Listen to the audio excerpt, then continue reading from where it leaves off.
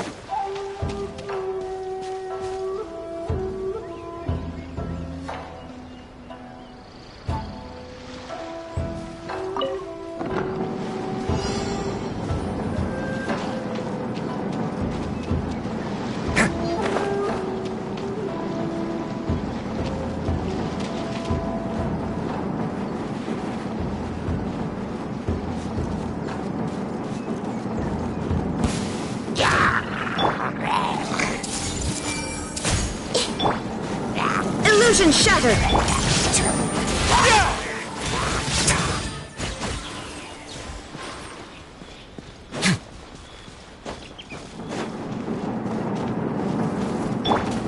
I see everything!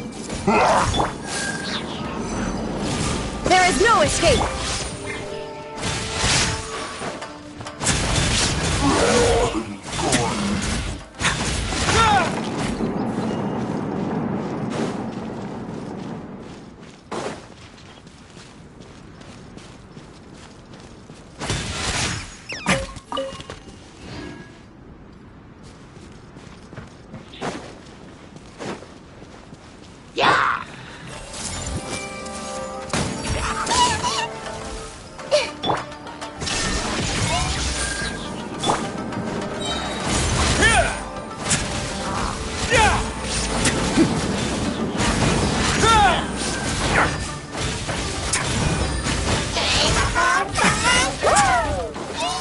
Stay cool. Face your gift.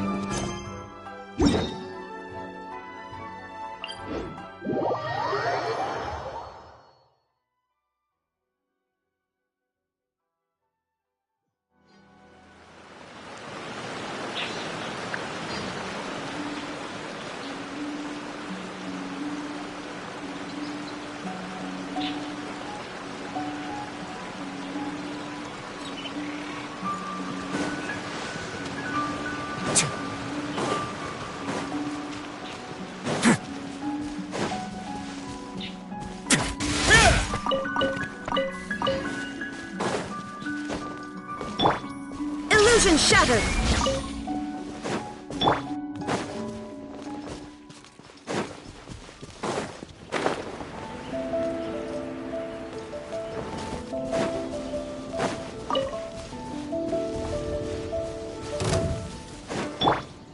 Everyone hold hands! Shine down!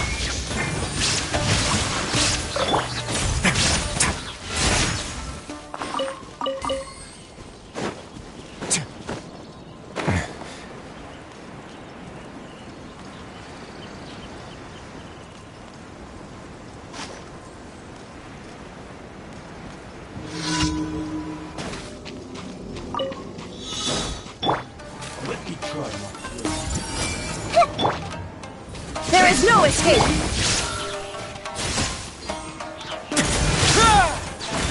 Let's begin. Cut down. Like this.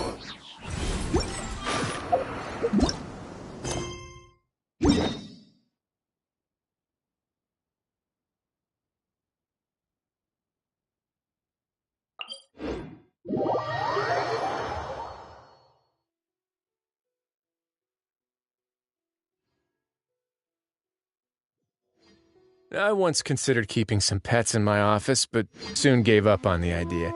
It's just not right to keep small animals where they won't be able to see the sun.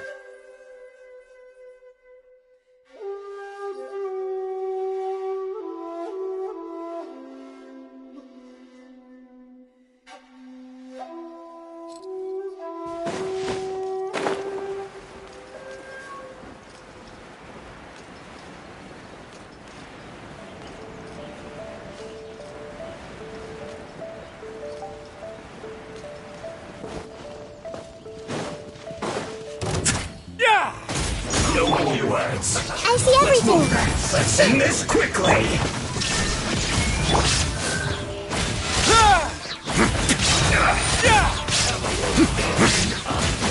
I know.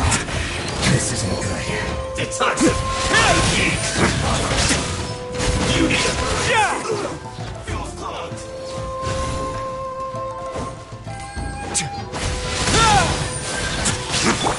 There is no escape!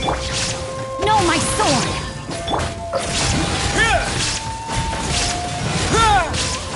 Come over, please. I must counterattack.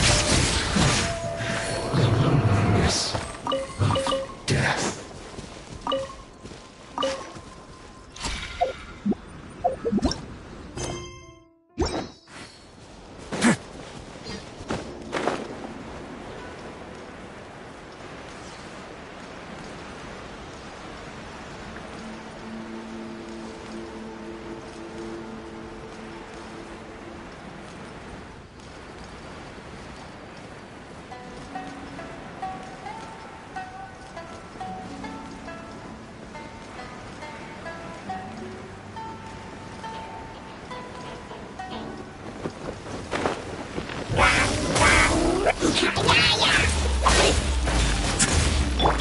Illusion shattered! Everyone hold hands! Ha! Ha! Shine down!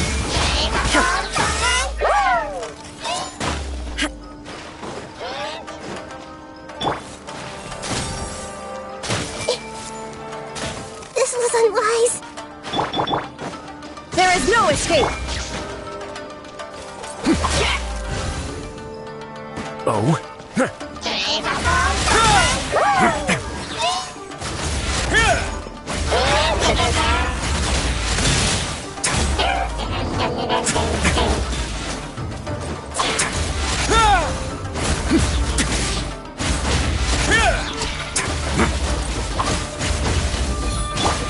Shine down!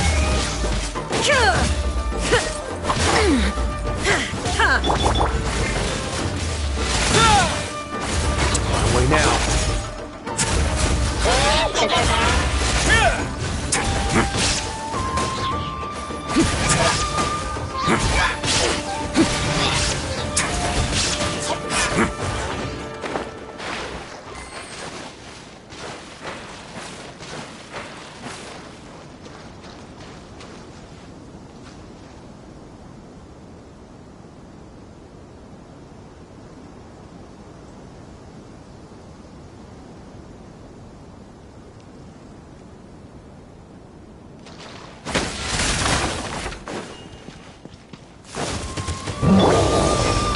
everything! This could get chilling.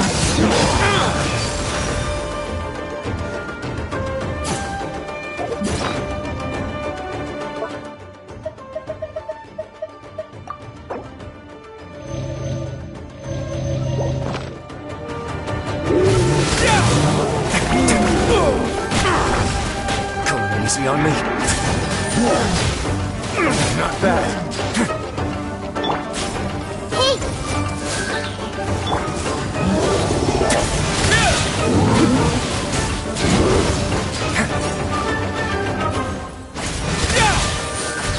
Let's begin. Stay cool. Face your gift.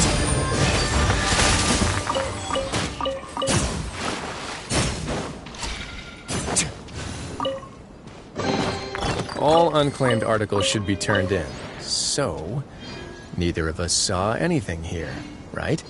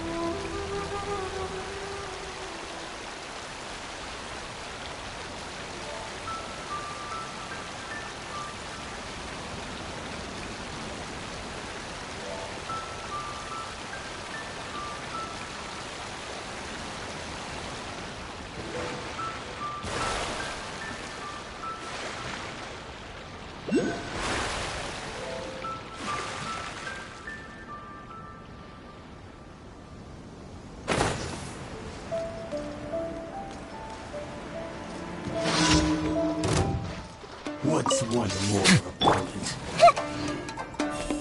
I'm ready!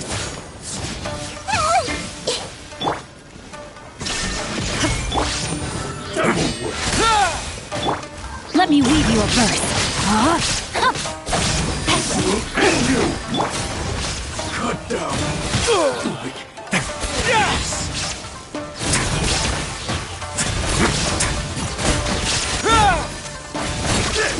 You win this battle.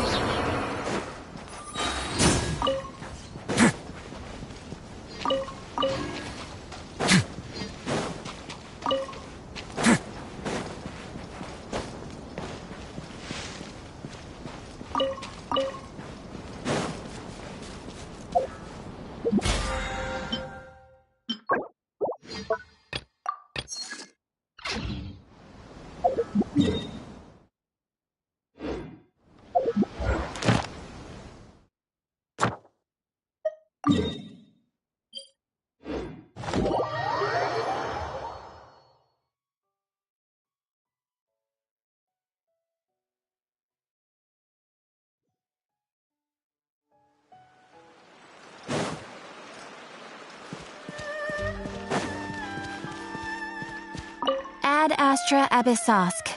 Welcome to the Adventurers Guild.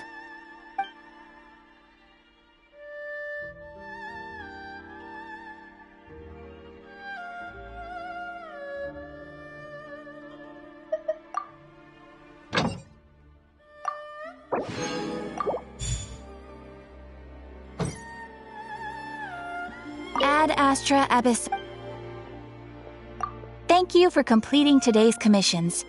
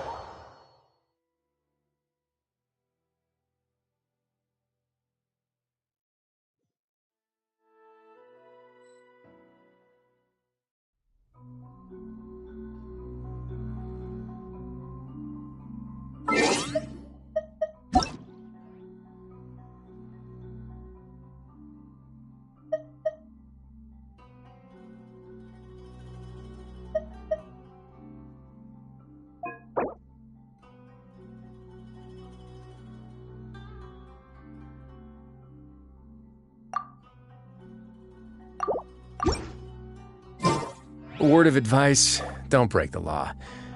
Is there anything else? Yeah, seriously, don't break the law.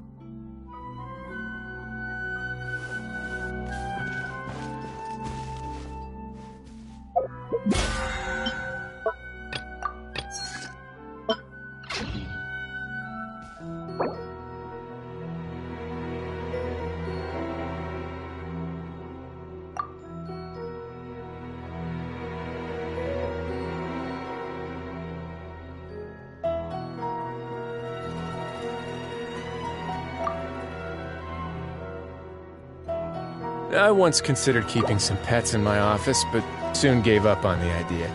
It's just not right.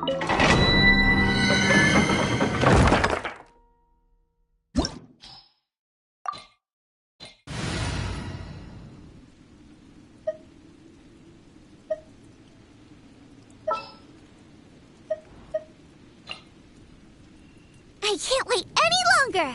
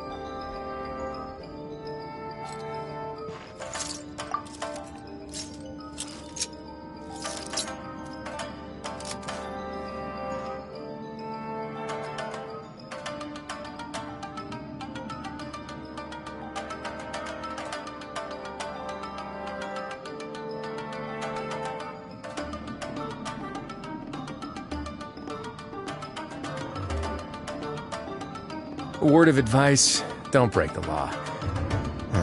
Is there anything else? Yeah, seriously, don't break the law.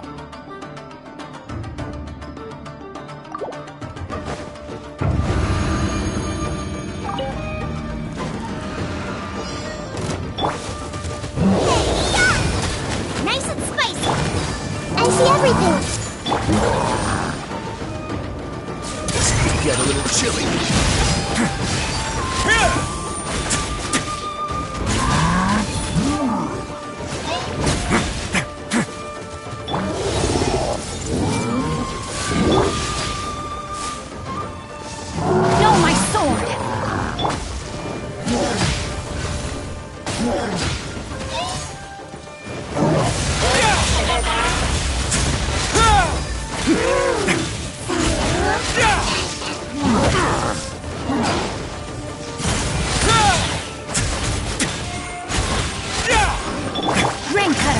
Rain outlines your fate. Lola, get them!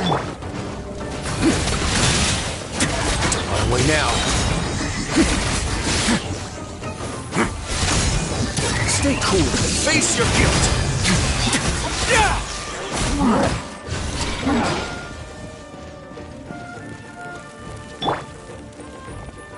Nice and spicy! Sorry, I couldn't protect.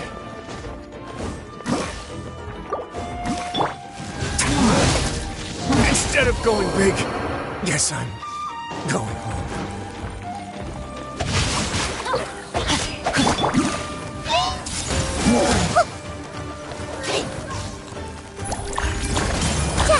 Sharing my knowledge!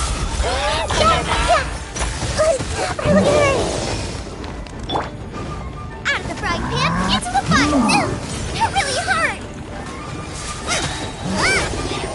You're toast! Dinner's gonna burn! Know my sword! I have taught you everything I know. This was unwise.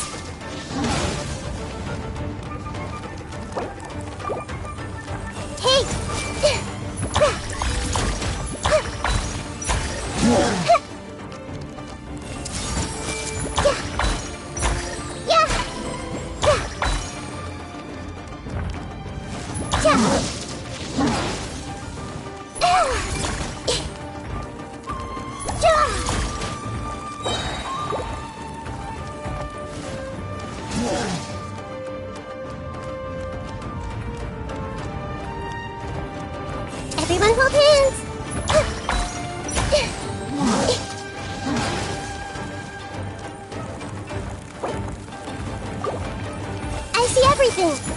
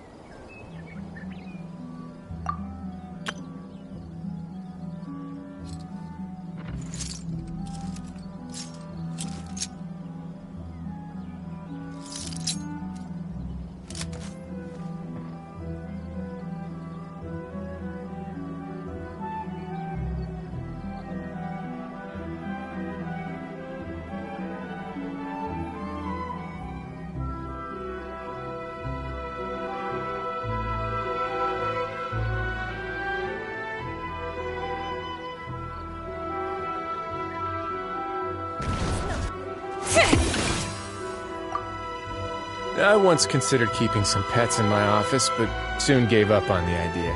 It's just not right to keep small animals where they won't be able to see the sun. I am the cutting edge of fashion.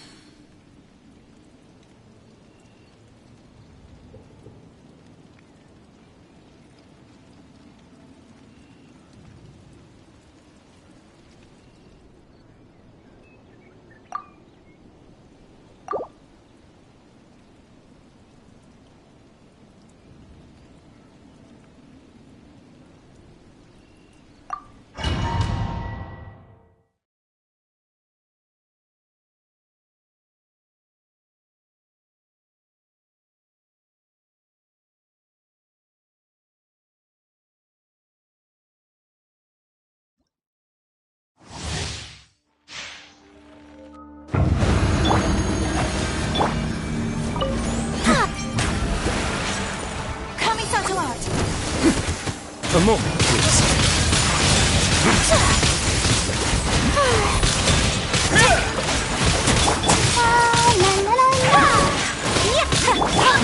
Have a seat. My turn to take the spotlight!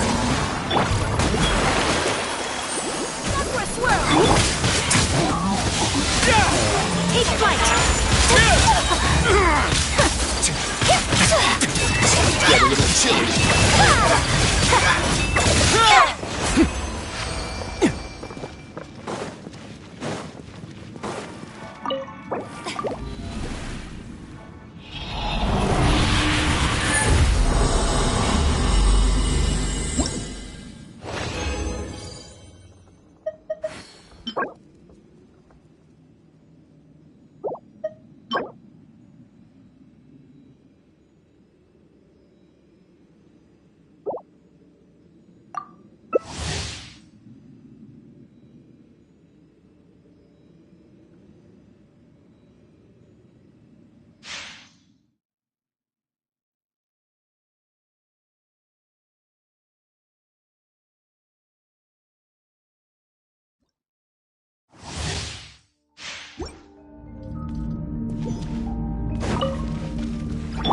Let's dance.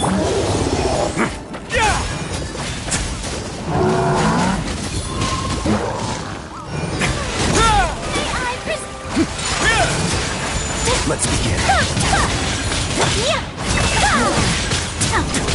Embrace the ice! My apologies! Stay cool. Face your guilt. Time to show! A moment, please. The show begins! Come on, we can do it. Take flight! Kamisato art! Sometsu!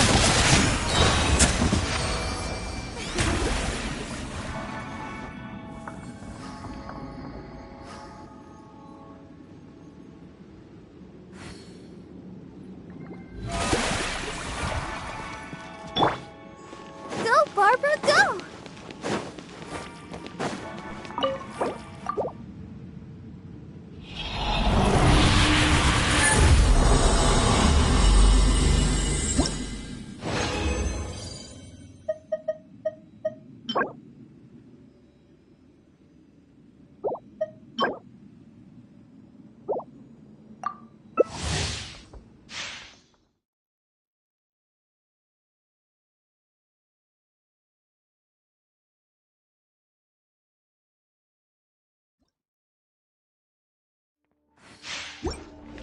I'll protect us. Let my name echo in song! Get a little chilly. Whirling!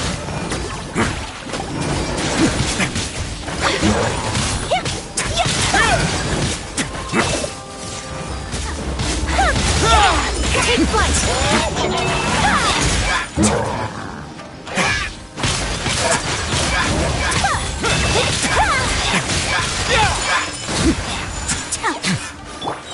Sakura swirl! Take care! Have a seat. Let the world come alive! Hey, let's dance. Whirling snap! Get a little chilly.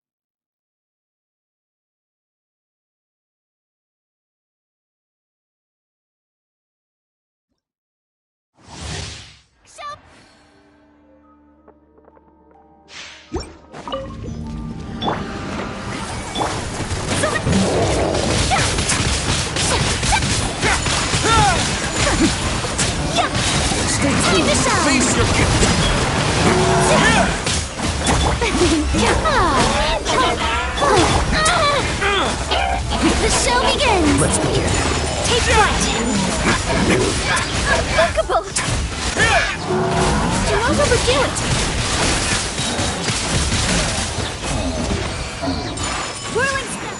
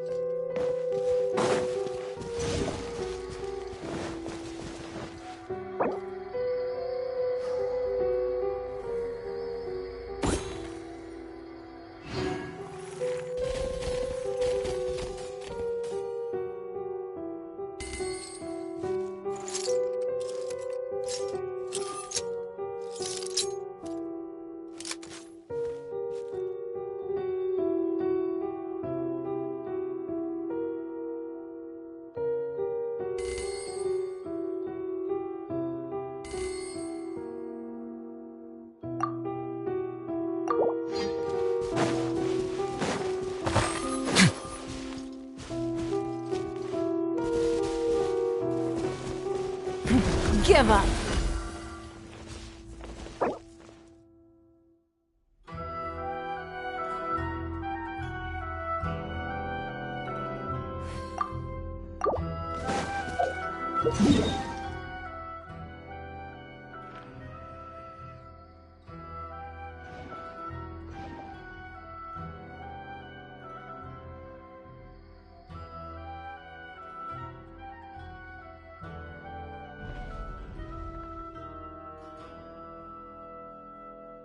Have you ever seen these stickers on my back? Do me a favor and take them off. Malazines like to play pranks sometimes.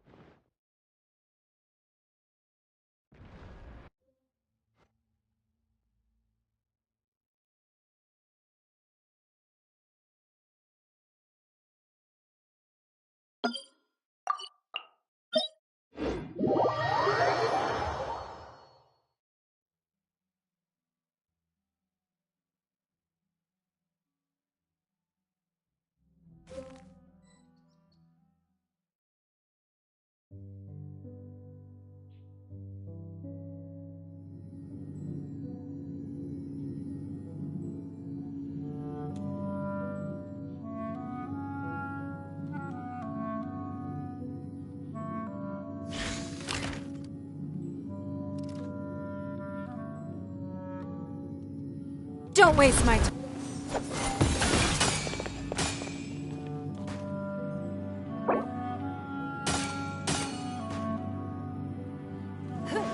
Your life is mine.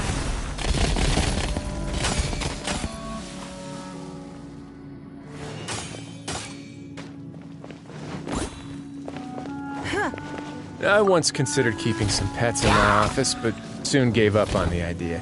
It's just not right to keep small animals where they won't be able to see the sun.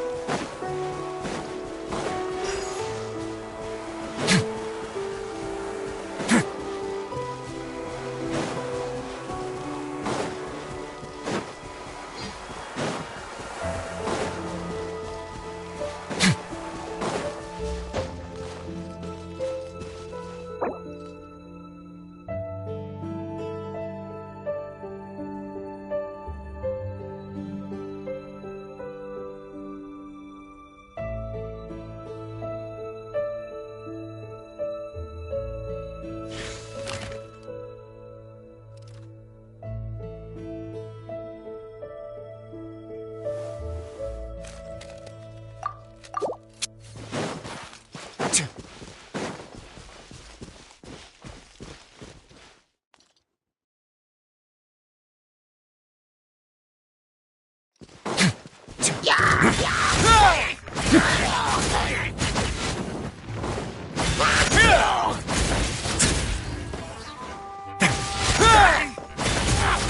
run away now.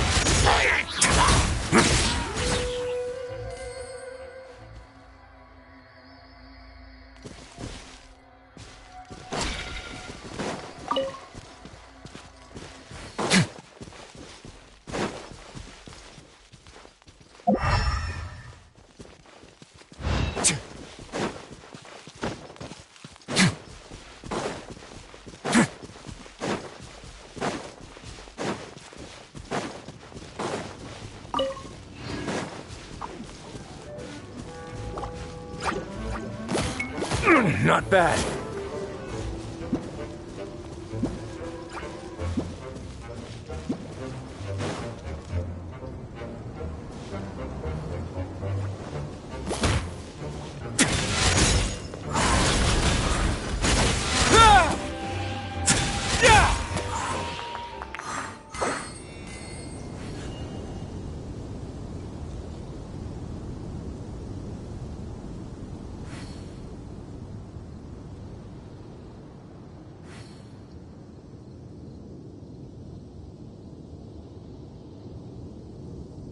In a trade war, the perfect hunter leaves no Word of trace. advice, don't break the law. Is there anything else? Yeah, seriously, don't break the law.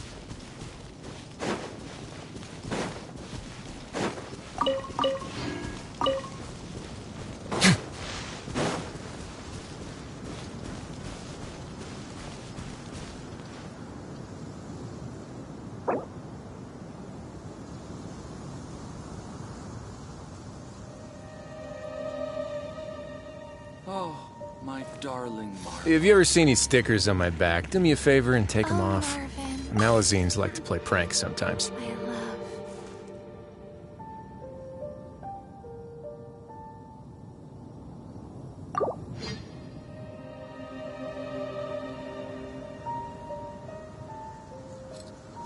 Even if an antique is priceless, the happiness it brings lasts for only the moment that you obtain it.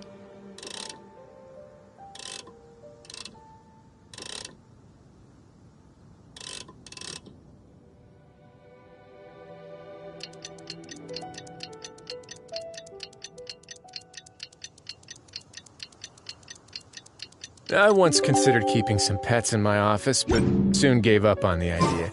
It's just not right to keep small animals where they won't be able to see the sun.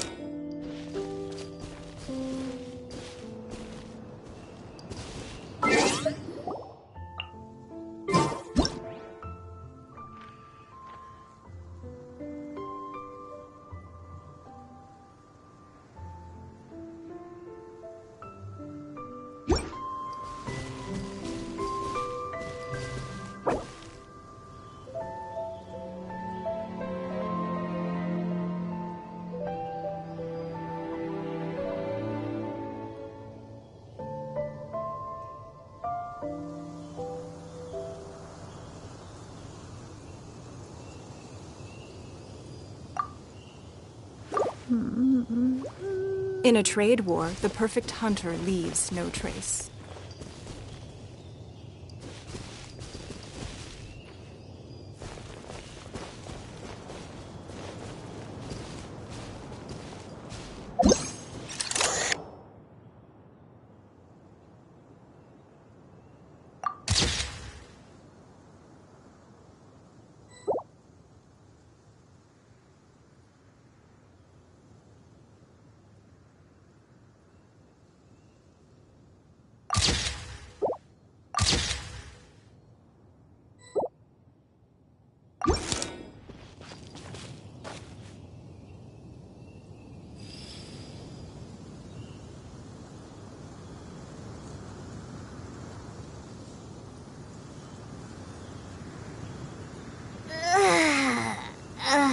That stretch feels good.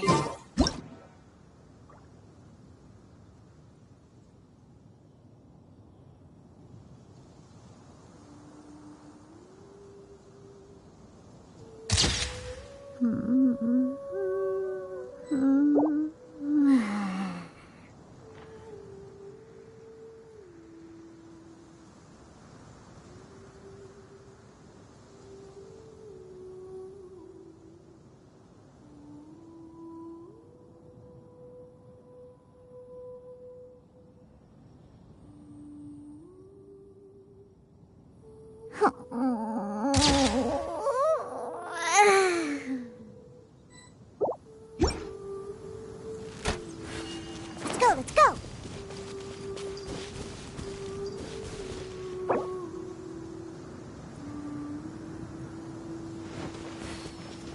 Let the show begin.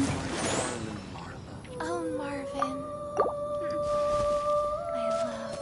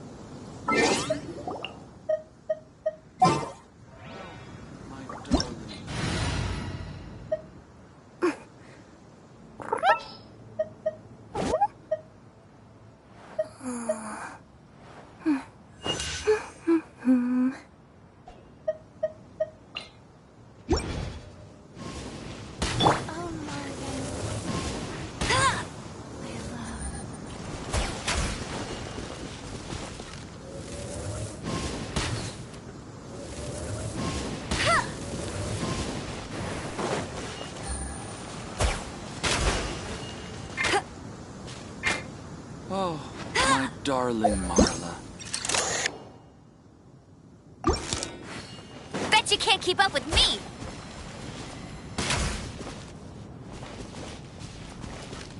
Oh, Marvin. My love.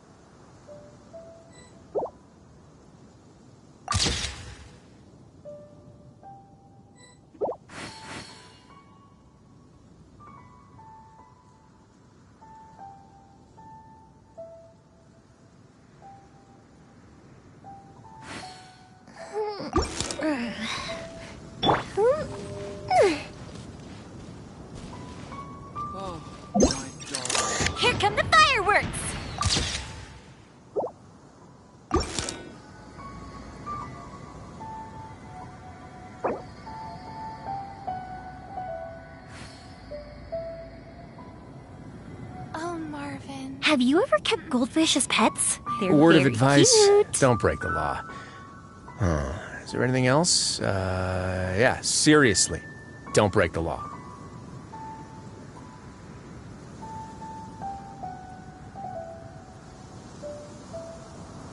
Oh, my darling Marla.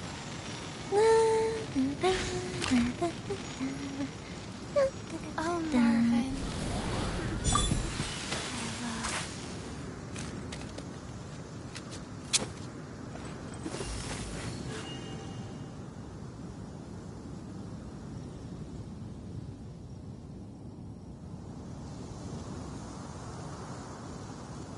Oh, my darling Marla.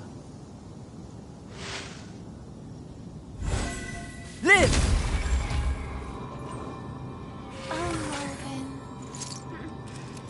My love.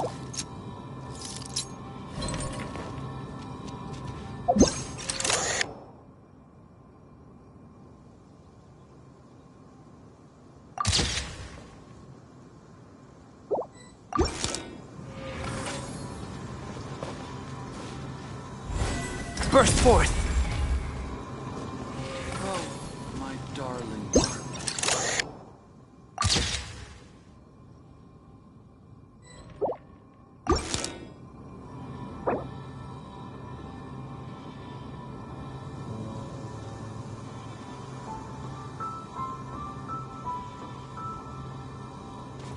Oh, Marvin. Sparks and flares!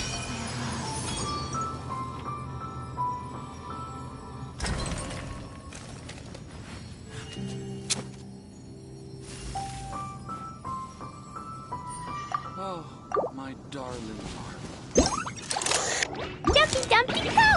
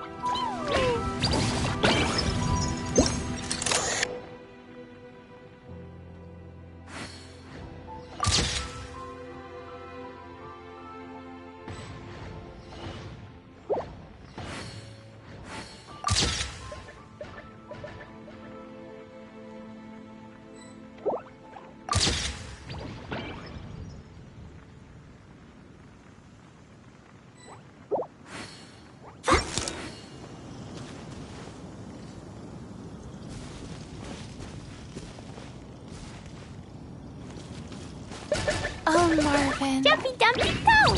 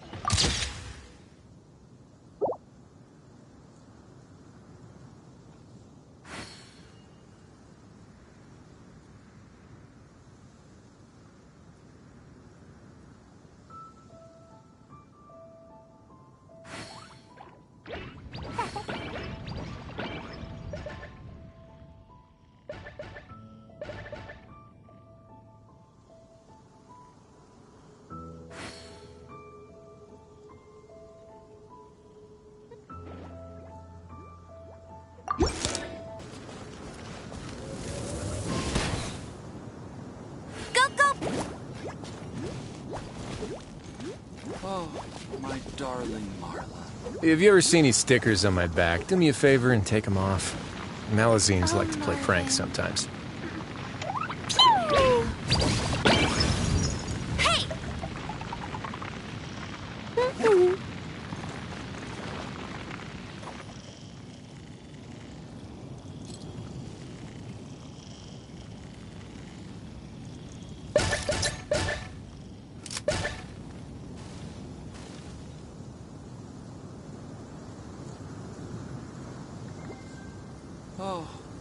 darling Marla. Oh, Marvin. I love Here! I'll protect us.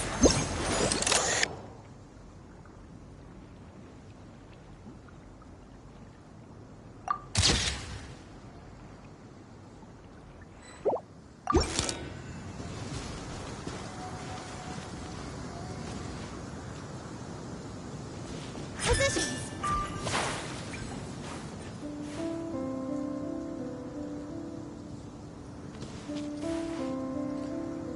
Oh, my darling Marla.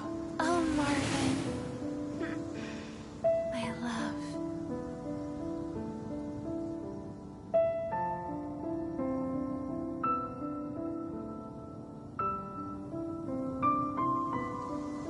A word of advice, don't break the law. Is there anything else? Yeah, seriously, don't break the law. Oh, my darling Marla. Oh, Marvin. I love.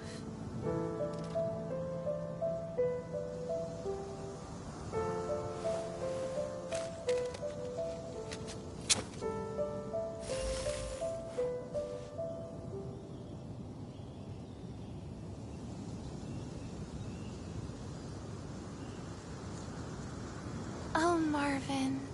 Oh, my darling Marla. If you ever see any stickers on my back, do me a favor and take them off. Malazines like to play pranks sometimes.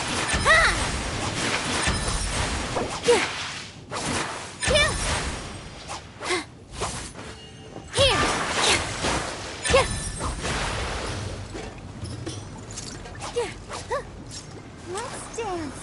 Come on, we can do it.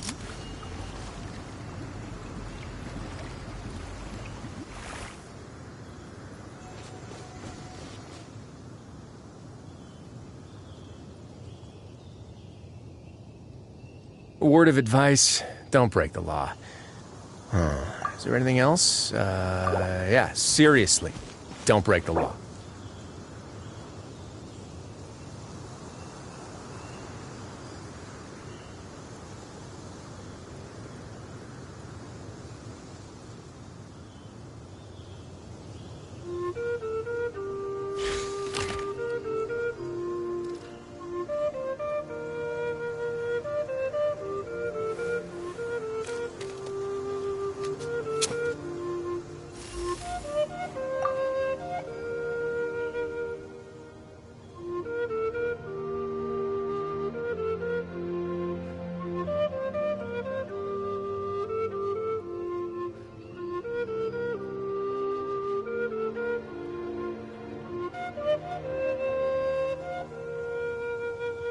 I once considered keeping some pets in my office, but soon gave up on the idea. It's just not right to keep small animals where they won't be able to see the sun.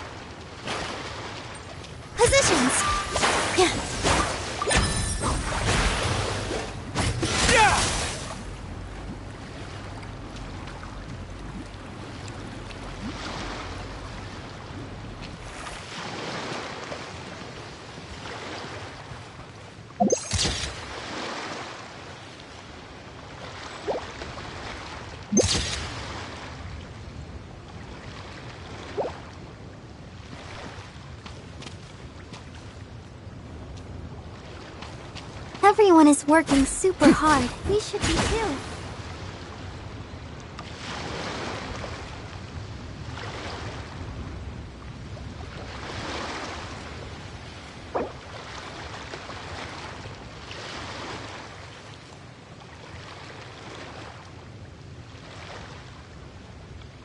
I wonder when I'll be as tall as my big sister.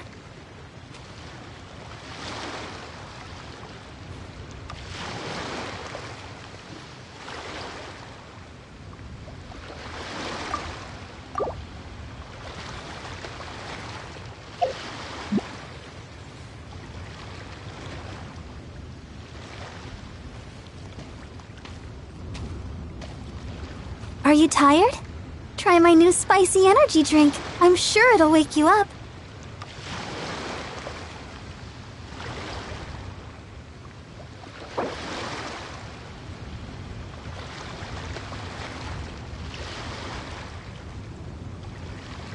La da da da da da da da da da. Yoo-hoo!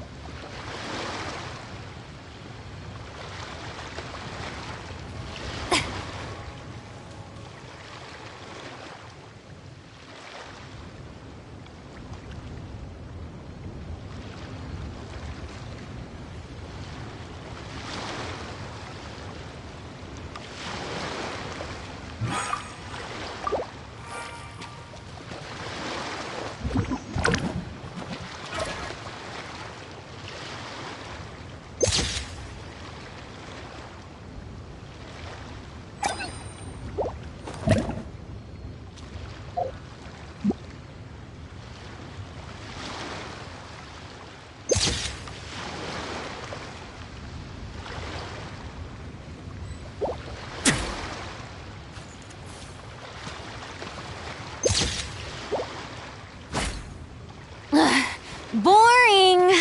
Isn't there anything else more interesting to do?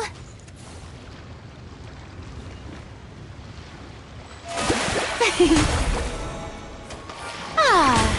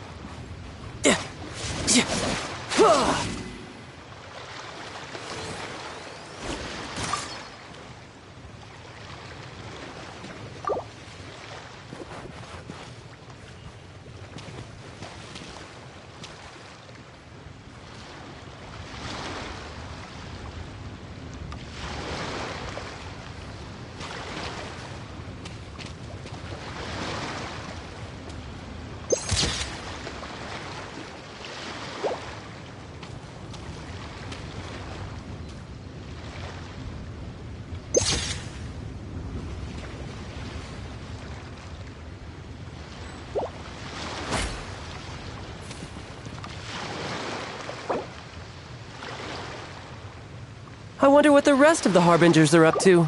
Plotting and scheming on an ever grander scale, no doubt.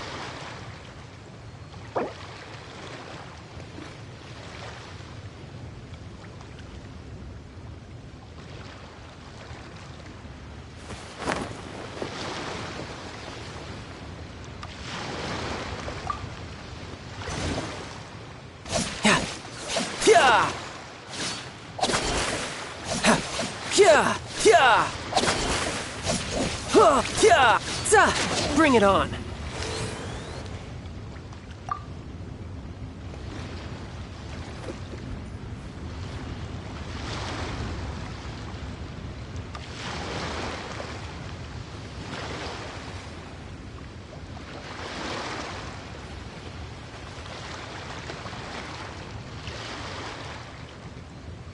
This place is pretty dead.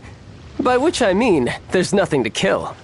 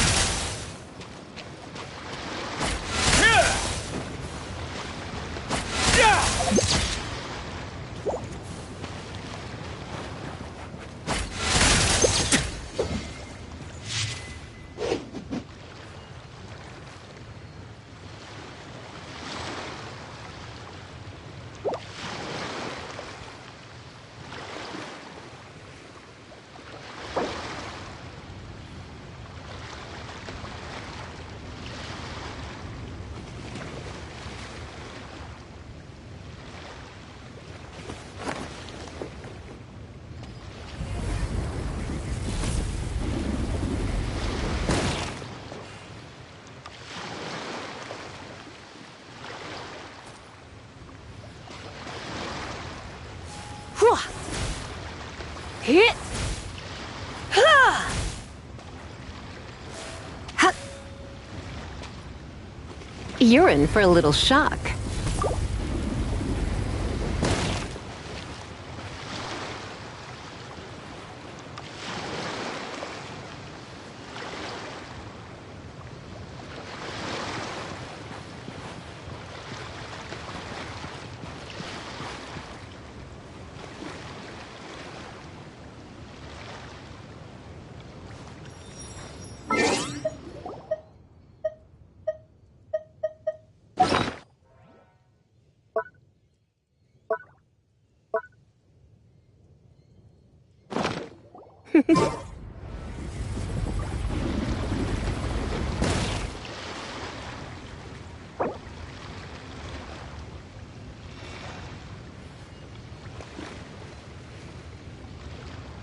You're mine! Ta!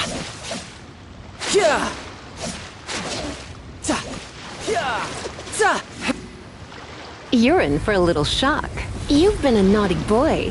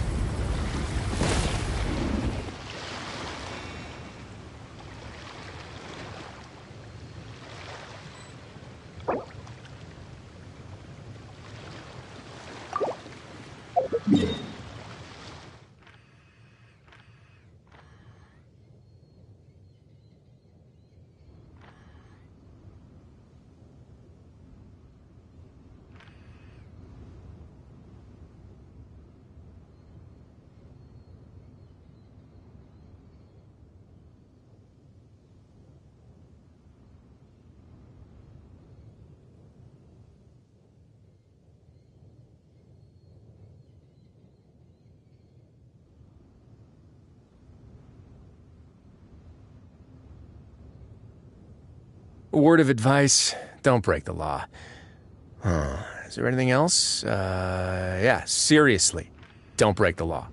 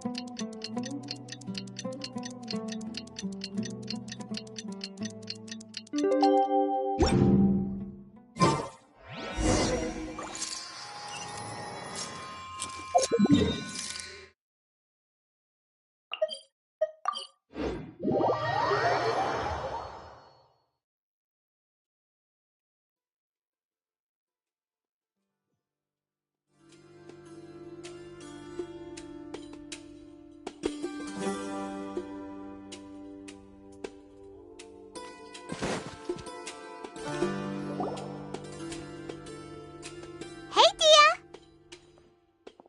Right on time.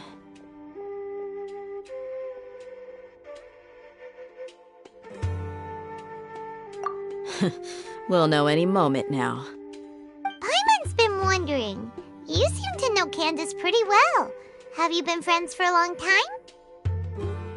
We've known each other for some time now. She's a pretty interesting person. Even though she's an extremely strong warrior, she never misuses her powers against others. Oh, Paimon knows what you mean. Like a lot of martial artists say, never take the fight outside the ring. Yep, I guess you can put it that way. It takes strong convictions to be as dedicated as she is, and shoulder that kind of responsibility. Us mercs, on the other hand, we pretty much live from one day to the next. Well, Paimon thinks you're great too. Really? Thanks for that.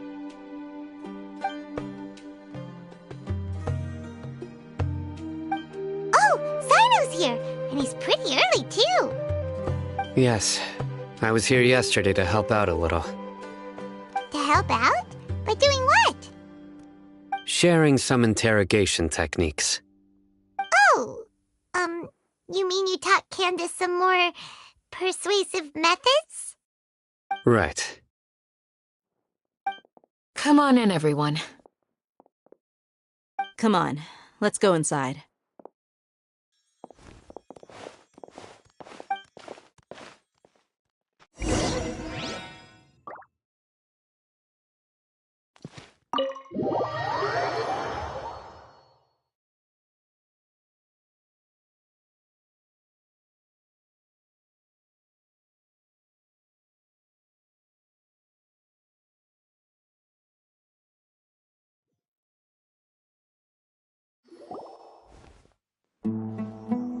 Candace, where? Whoa, you look furious. Do I? Huh. What gave it away? Oh, there's no mask that can hide true bloodlust. Cover up your eyes, and it'll still show itself at the corners of your mouth. Perhaps I need to work on my composure. Still, it's perfectly understandable why I'm angry. I'm sure everyone present would agree. Yes, ma'am. Please, don't beat us anymore. We're gonna die. Well, looks like Sino taught her well.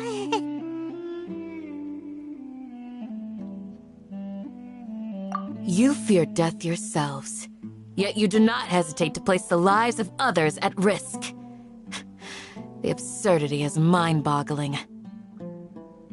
The ones you call mad scholars are known to us as the Village Keepers. They are vital members of our community, and some even count them as family. You come here to my village, and you treat my people as nothing more than stepping stones towards your goal. Tell me, what would you do to you in my position? Mercy! Please have mercy! You've made your bed. We may all be desert dwellers, but there's one thing that I understand better than you. The resurrection of King Deshret will only result in war. And war serves no one. The people of Aru Village care little about which god is in power. Life may be tough, and tiring, but we wish to preserve our way of life. A war would only cause us to lose all that we have.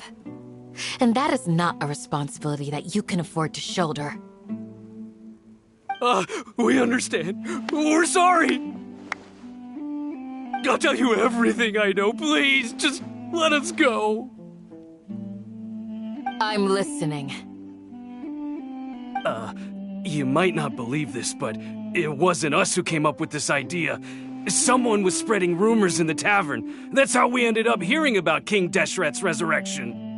Some mystery man told us that mad scholars will make the perfect sacrifice to usher in King Deshret's resurrection. They give their lives, and we can get anything we wish for.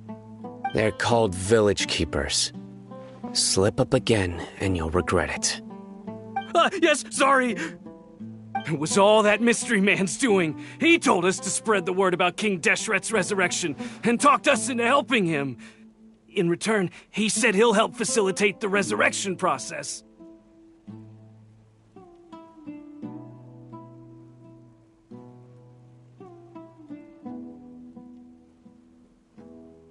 I'm not sure. That's one. Huh? One what? Strike. You get a total of 3. Then, you die by my hand. Wait, I'm telling the truth. We don't know anything. It was all him. 2. He got us to lure them out of their houses in the night with some kind of incense. We take them to a junction outside the village. Then the mystery guy takes them from there. You gotta believe me, please. I'm telling the truth, I swear. Just ask them if you don't believe me. That was indeed the truth. Traveler, go on.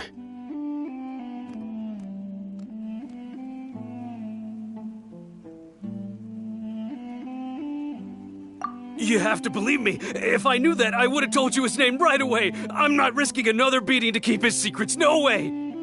That guy, he wears a cloak, and he's always careful to cover his face. He calls himself King Deshret's envoy.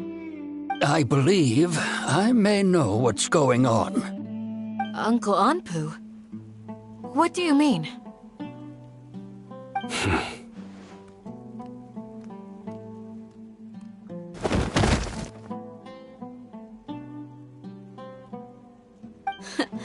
Smooth. Okay, speak. If my suspicions are correct, this mystery man they speak of could be from the academia. Some time ago, people from the academia attempted to take the village keepers away. I refused, insisting that they are part of our community. It strikes me now that this secretive character shares the same goal they had.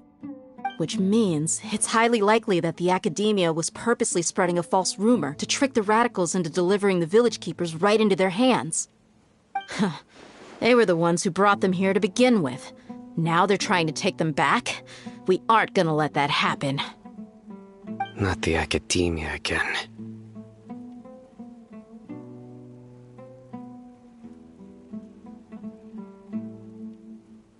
Just as I thought.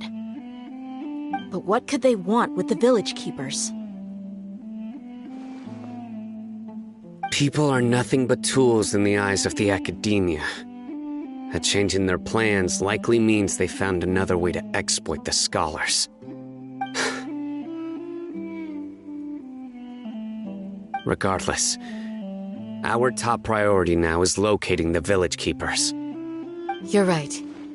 Isak is still waiting for news on his grandpa. Time to go. Let's leave the village and try to track them down. Yes. Pack up and get ready to leave.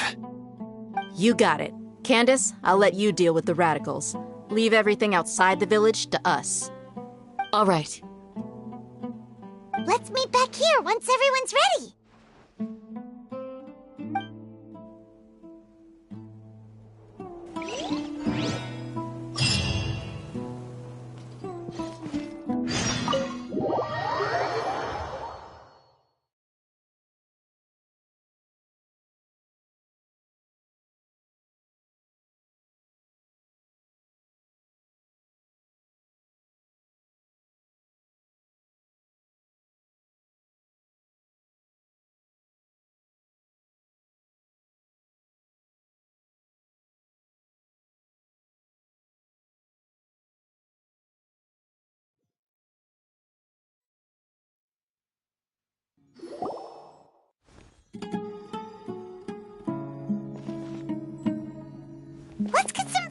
and then we'll... Whoa! Where did you come from?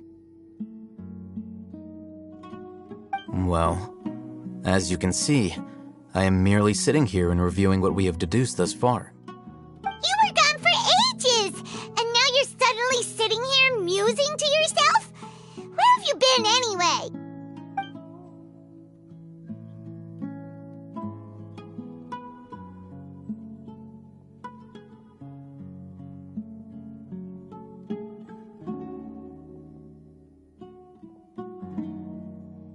Hey, what's with the silence?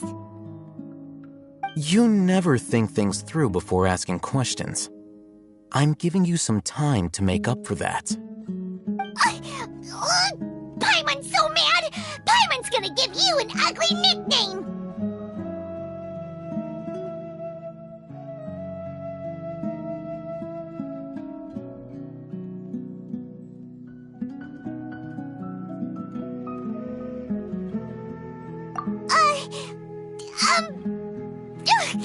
Never mind. Paimon's got nothing. There's just nothing super obvious to pick with this guy. It makes it so hard. Well, you've heard nothing to suggest I left this whole time, so clearly I stayed in the village to investigate. Anyway, you plan to leave Aru Village and keep searching for the truth of this matter, yes? Yep. We're not gonna find out anything more by staying here, so we thought that we might as well take the search elsewhere.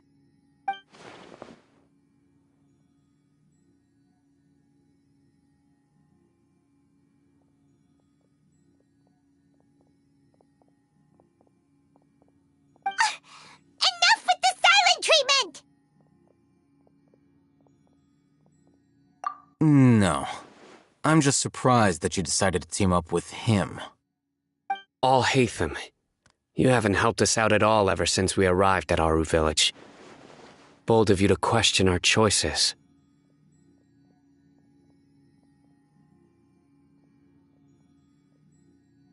Yeah, you're all talk! While you were investigating, I had my own work to do, which I've now finished. Really? Paimon doesn't believe you. To be honest, we aren't really a team, so I have no obligation to inform you of my whereabouts. Not to mention that going separate ways allowed me to find some important information that you all had missed. Huh? Right here in the village? Correct. What did you learn? I'm going to take you to someone. But before that, you need to understand where she's coming from. What does that mean? How do you think the residents of Aru Village feel about what we're doing? In other words, do you truly believe every single word the villagers tell us?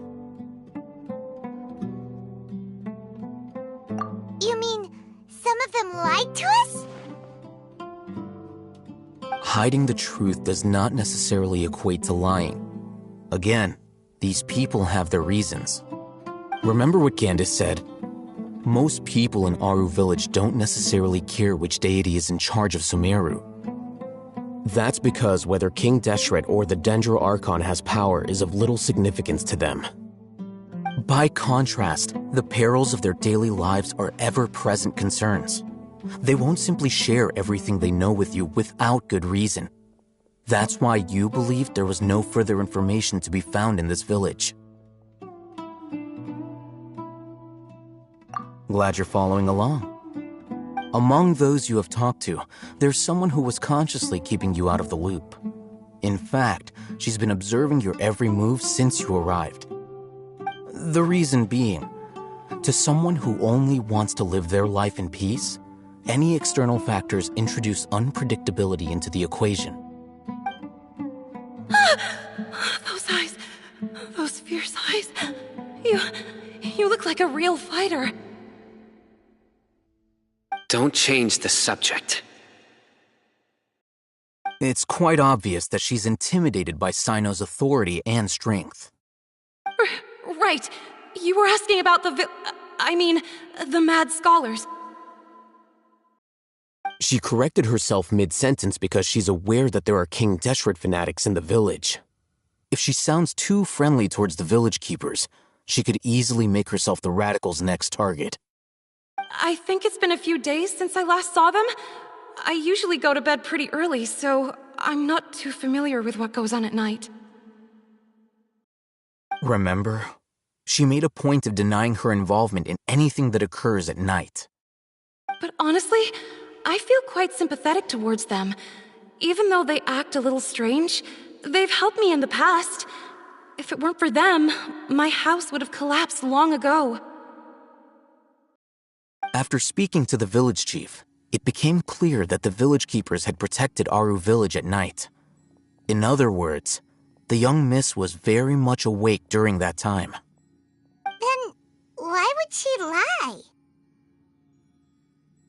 By getting involved with an outsider, she risks drawing unwanted attention to herself.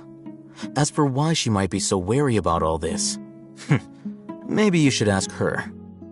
I'll pass on this one. You said that she is afraid of me. If so, it's best if I stay out of this. We're on it!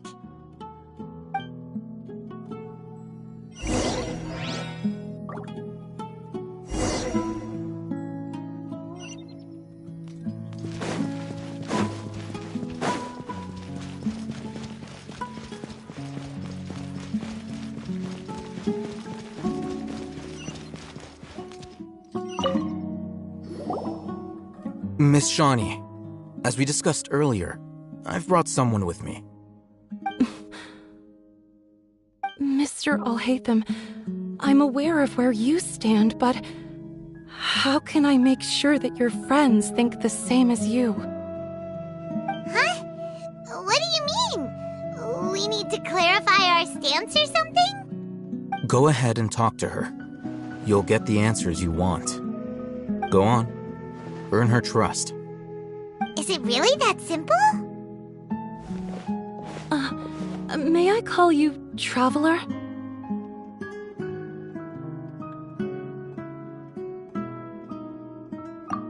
Hi, Traveler. I want to ask you something. Do you think the resurrection of King Deshret can truly change Sumeru for the better? Why's that? That's very similar to what Miss Candace says. I know you two are friends. That's why I'm willing to talk to you, even though I do have some reservations. Before, I wouldn't even have the courage to ask something like this. Traveler, do you believe our lives will get better?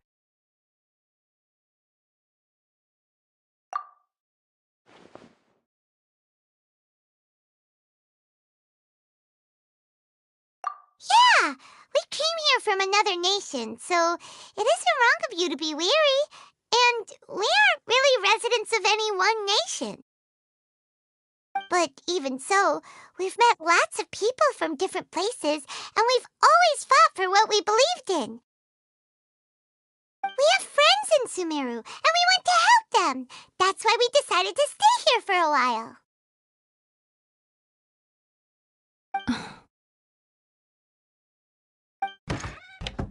I want to trust you. My apologies for posing my questions like that. To be honest, I didn't expect you to come back for more information. Alhaitham told us you have your reasons. It's okay. We understand. The fact is that only one side of my family is desert folk. I don't really fit in anywhere in Sumeru. Some believe in the Dendro Archon, while others believe in King Deshret. I don't belong to either side, and neither side would want me. Speaking of which, the radicals mentioned that they despise traitors. Do they just think that anyone who's different from them is a traitor? Yeah. Some people can be so narrow-minded when it comes to bloodline and beliefs. It makes no difference what I say or how I behave. I'll always be suspected of having ulterior motives. Slowly, I just stopped talking to people. I pretended not to hear or see anything. All I want is to live my life in peace. And then it happened. The village keepers who had helped me disappeared with no explanation, and I didn't dare breathe a word about it to anyone. Until now. You can tell them. I'm sure he'll keep your secret. All right. I'll tell you what I told Al-Haytham. I actually have a sharper sense of hearing than most. Sometimes, I hear strange crying sounds in the night. There are ghosts? Perhaps. I'm not sure. It's faint, but it's definitely the sound of crying. It comes from far away in the distance, and always carries very raw emotion. It used to be louder and more frequent, but ever since you arrived in the village, it doesn't seem to happen as often, and when it does, it's much quieter. I have to focus really hard to make it out. I confirmed this with the guards on night duty. They also have someone with a good ear, and he's heard similar sounds at night. But, because we're in the middle of a desert, he would rather believe that they are the cries of beasts than ghosts.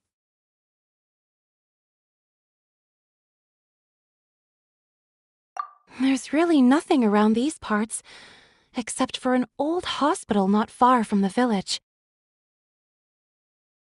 I think they used to use it for treating Elazar, but it's been abandoned for years.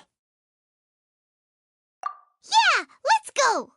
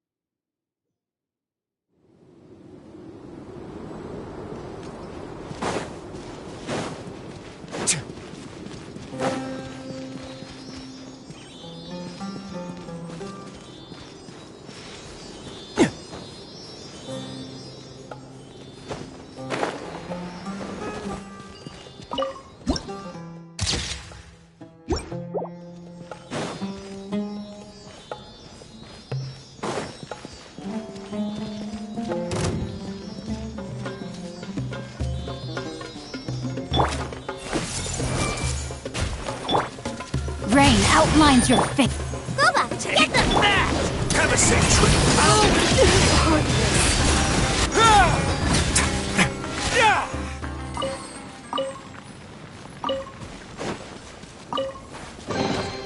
Huh, this wasn't locked. How convenient.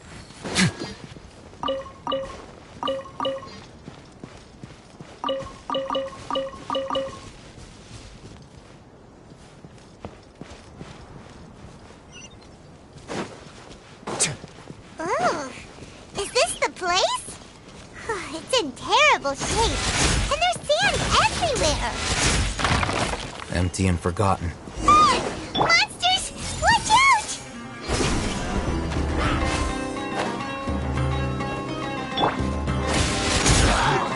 A moment, please.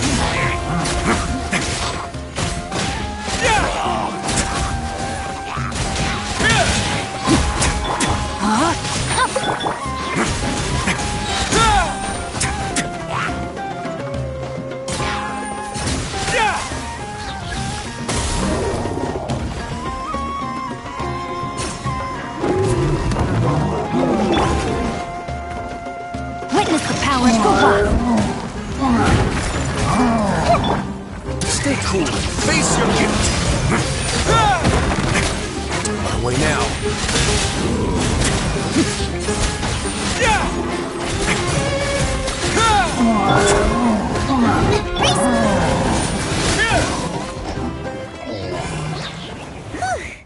They were easier to deal with than Paimon had expected.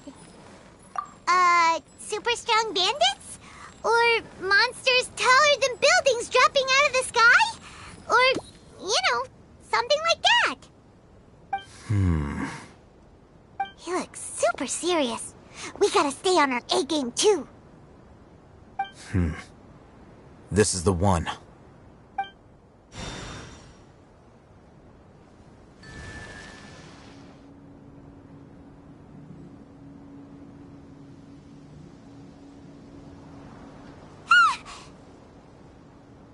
Let's go in and take a look.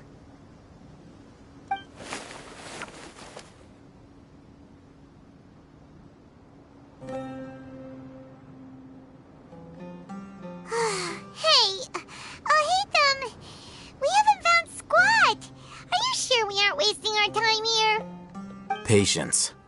Shawnee says she only hears the crying at night. We have time to burn. Until then, I'm taking a break. And just like that, he sits down. Wait, he even brought a book to read? What are you reading? Let Paimon see! Okay, sure.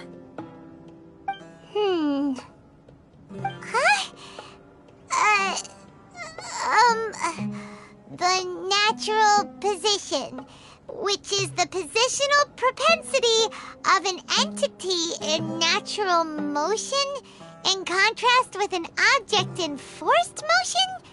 Huh?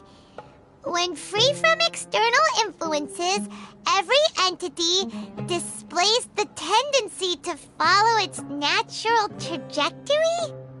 So, you got that? Oh, Paimon gives up. You keep reading your book. See ya! How is he so relaxed? Look at him, reading an impossible book in a creepy place like this.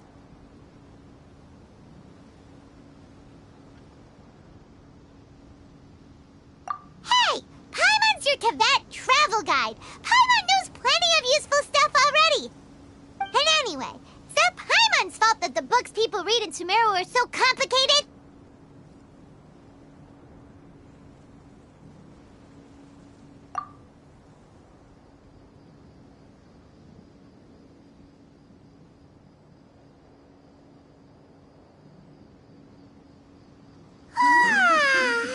Paimon's getting so sleepy.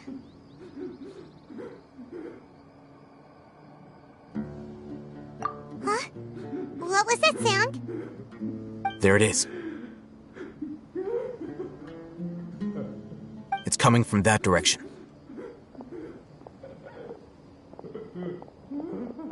Is the sound coming from here? Huh. Paimon's not seeing anything.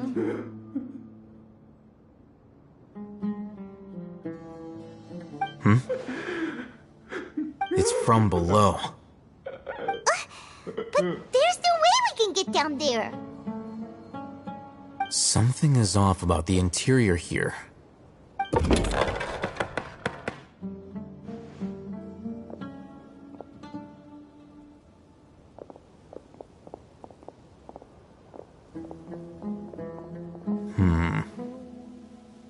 As I thought, there's a hidden structure.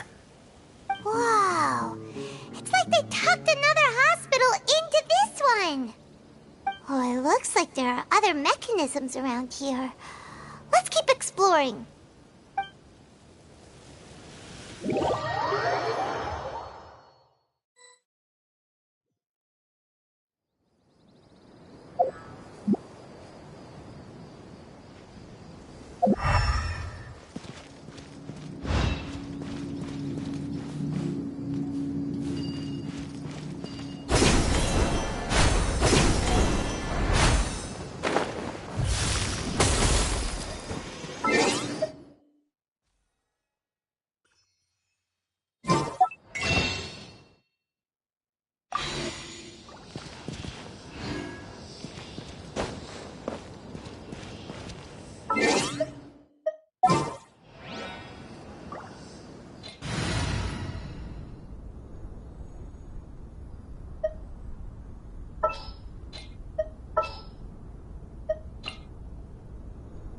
I want to help.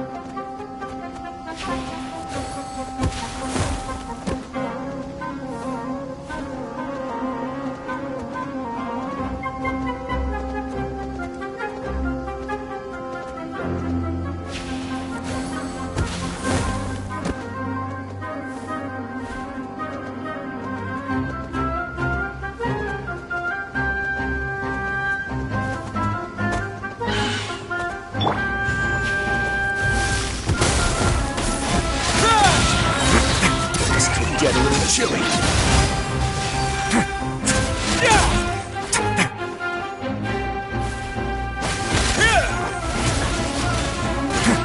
No, my sword!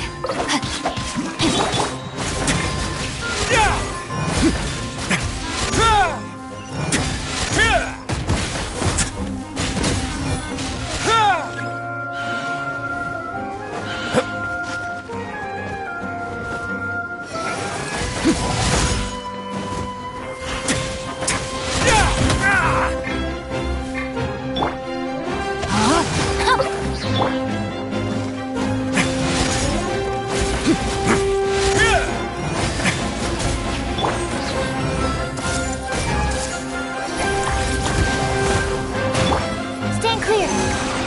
Absorption test. Animal hyperstasis emulation.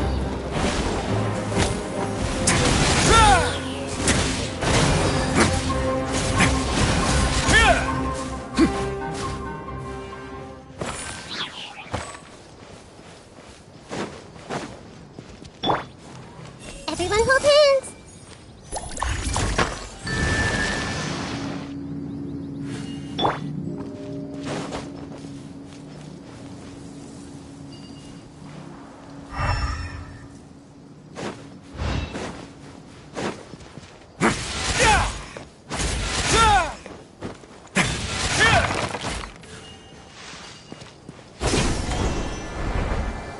That's close enough.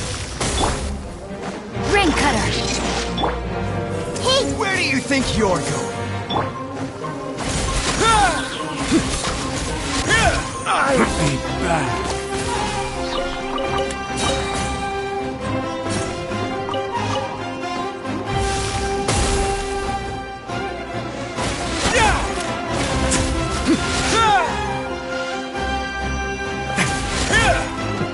I'll be back.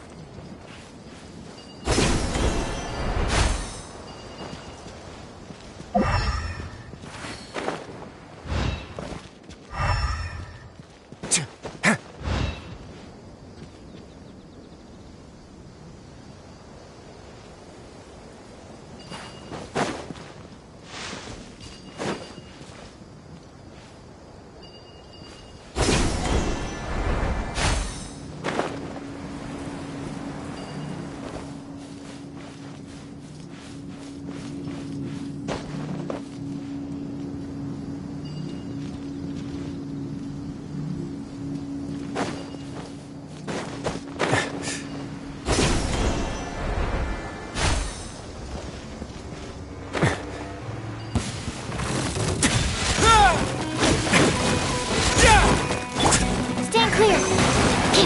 Absorption test. Stay cool. Face your gift.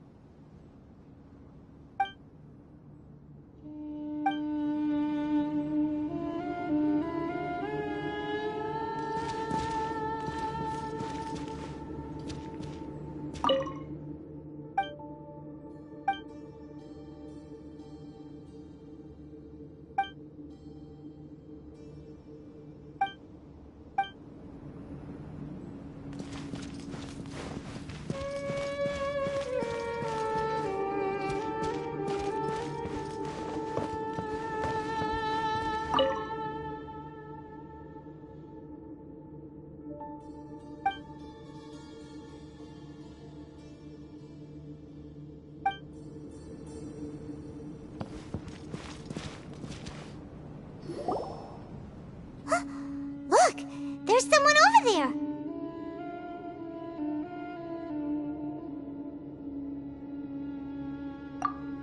Good idea. Let's approach him slowly without alarming him.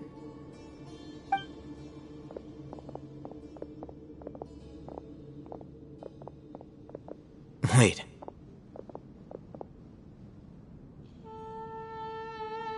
You're...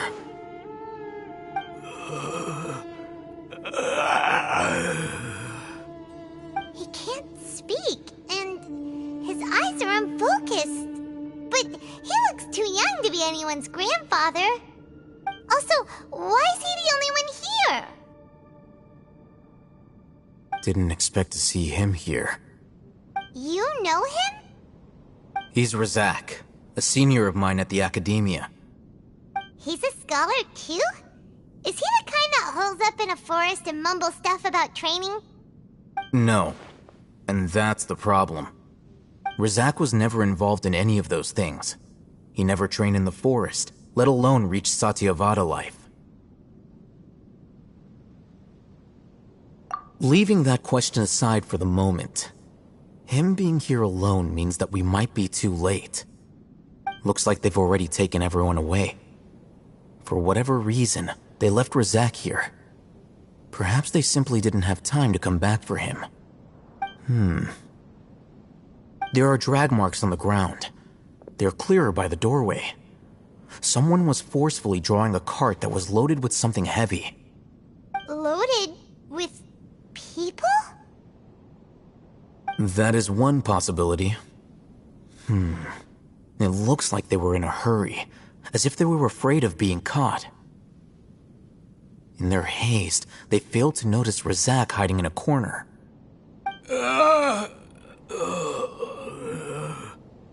The symptoms are identical. Looks like we found living proof. Huh? Why do you say that? Allow me to jog your memory. Recall your time at Port Ormos. Don't you think his symptoms look familiar?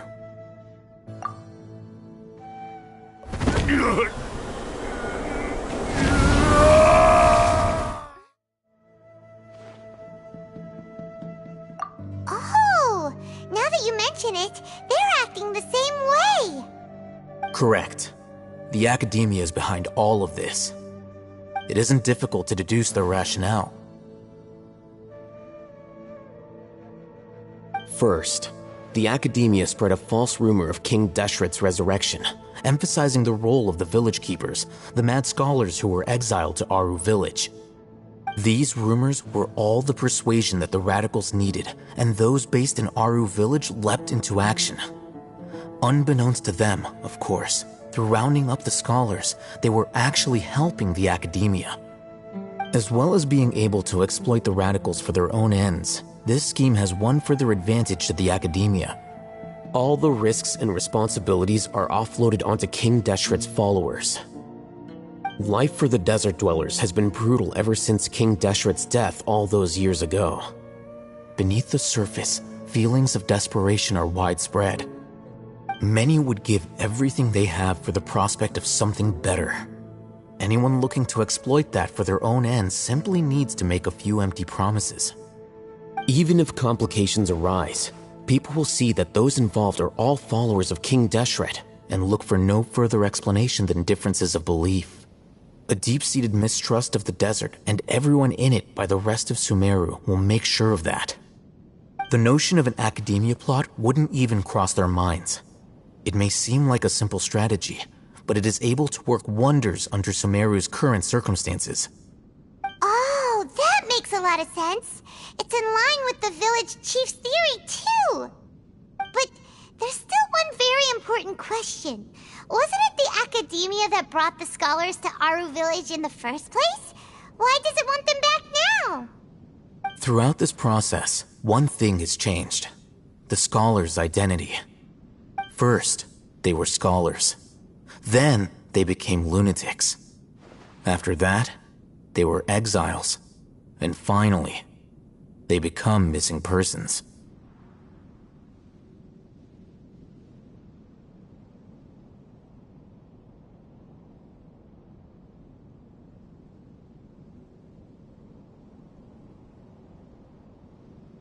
An exile is still patently a living, breathing human being. But when someone becomes a missing person, that is brought into question. If you can't find someone, you have no way of knowing what exactly happened to them. That makes missing people an ideal resource. Resource? For what exactly? One possibility is that the information in their brains could be extracted into knowledge capsules. Extracted? You mean canned knowledge comes from people's brains? With the technology of the Sumeru Academia, it's entirely possible.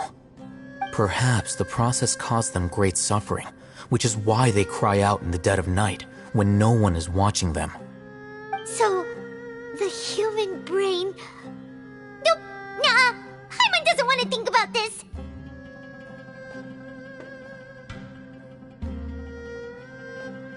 I'm the Academia scribe, after all. I'm familiar with their projects. Anyway, judging by Razak's state, the contents of a divine knowledge capsule were extracted from his mind. But something went wrong in the process. Or perhaps his curiosity got the better of him, and he used such a capsule for himself. Hyman's a little confused. Can they just use anyone's brain?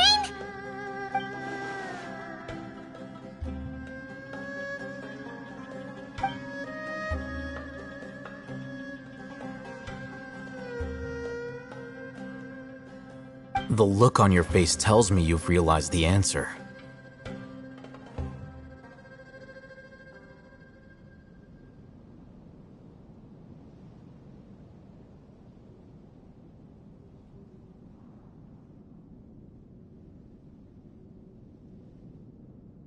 That's right.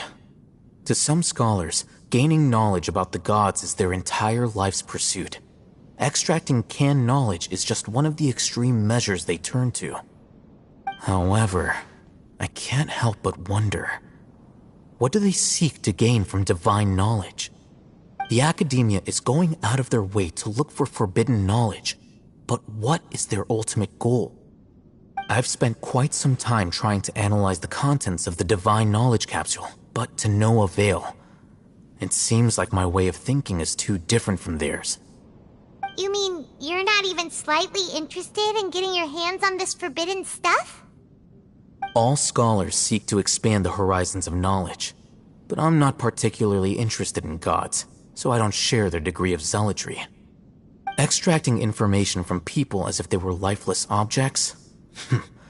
If this is the direction of academic progress, then the Academia may as well shut its doors. Sounds like you're really against all this. Of course. The Academia's actions run contrary to their rules. Whether it be academics or knowledge, everything has its boundaries. If those lines are crossed, the rules and order that govern everything in the world will be destroyed. This matter needs to be corrected, just like fixing a typo in a book. Wait, didn't you step in to help because you felt sympathy for those poor people? Not to be callous, but no. My criteria are a little more restrictive than that. There is no shortage of suffering in Sumeru, and the same can be said for the rest of Teyvat as well. What do you plan to do about that? Save every last person? Probably not. Paimon's not sure.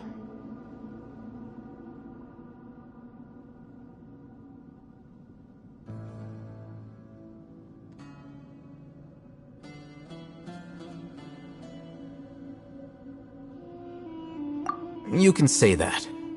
Simply put, I don't blindly place my faith into strength or heroism. I do what I want. The divine knowledge capsule is something I want to investigate in full. That doesn't mean I'm willing to take action for the sake of a few strangers.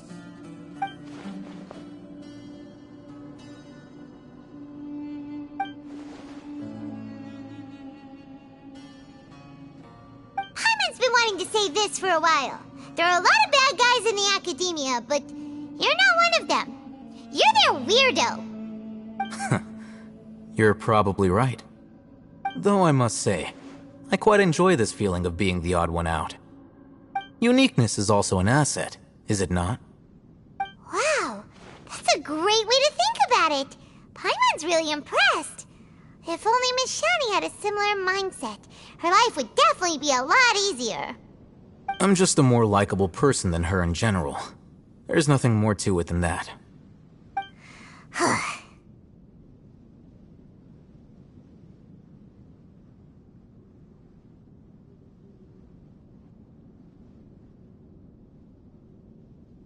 He won't last long if we leave him here. Let's take him with us. We'll work out our next step after we return to Aru Village.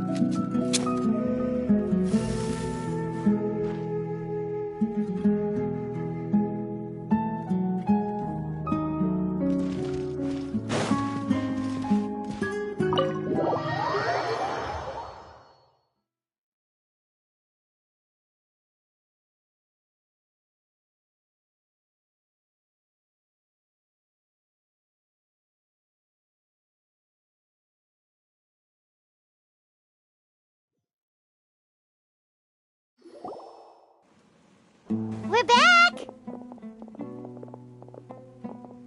You must be tired. You should rest and take some water. What's the situation? Who's this? Unfortunately, somebody who's too young to take on the role of Isak's grandfather. Nevertheless, he's one of the people we're trying to find.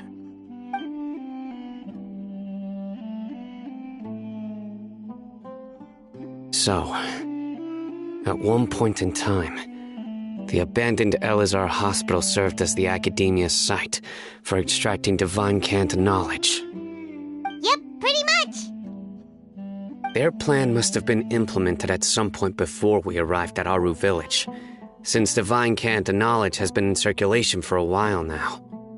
Yet, they fled once we were headed to the village, almost as if they knew we were on their trail. Why is that? Yeah, why is that? We may have a mole in our midst. One of us could be secretly revealing our whereabouts to the Academia. Huh? Are our friendships that shallow? Looks like none of you have realized wherein lies the issue. Sino, you're the reason why they can predict our movements. Wait, what's that supposed to mean? Choose your next words very carefully. It is simply a logical inference. I have my reasons. So what you're saying is, Sino's the mole. Interesting. And here I thought you were the most suspicious one, Alhaitham, since you were always acting alone. I know.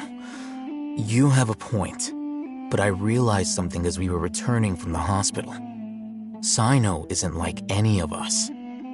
What are you trying to say? Do you still remember who you are, General Mahamatra? As a Matra, you are no doubt privy to certain kinds of information. Before you can take action against someone, you are required to have all the facts available, including the less than savory details. Simply put, the academia has traditionally allowed you access to a wealth of sensitive information. Knowing their modus operandi, wouldn't you expect them to take precautions against you? If you want to raise a vicious wolf, you need to make sure that you can avoid its bite. The academia is monitoring me? It's not that simple. The academia has eyes all over Sumeru, but they have a special protocol for dealing with you. Every so often comes a Nyagarbaha Day. On this day, the academia enters new information into the Akasha through knowledge capsules. I remember seeing a thick notebook next to the control panel once. Its contents were all about the General Mahamatra, his activities throughout the day, preferred methods of enacting judgment, everything. You're saying that the academia entered my information into the Akasha too? But what's the point in doing that? My actions aren't important enough to be added into the Akasha. The Akasha is capable of computation. The Akasha's algorithms are entirely capable of predicting your movements using the data entered. When you would depart, the route you would follow, your destination. It knew all of this. It predicted my every move. The academia has been watching you longer than you think. However, the fact that you resigned is proof that their suspicions were well-founded. So that's how it is. Sino adheres to his principles so strongly that he's actually a thorn in their side. Tenacity of will and steadfast faith are worthless to the academia. They need scholars who are easily pliable and mindlessly go after anything they can profit from. Sino, don't take it to heart. This just proves how much of a trustworthy ally you are. They escaped because of me. Don't blame yourself. It's not like any of us would have known.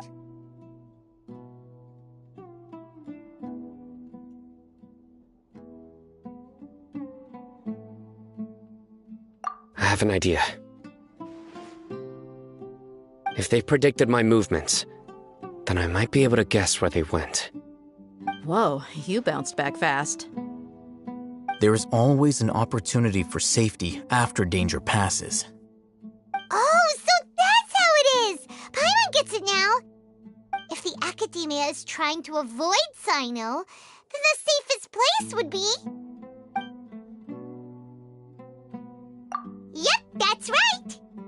They'll want to proceed in the direction opposite of where I'm going.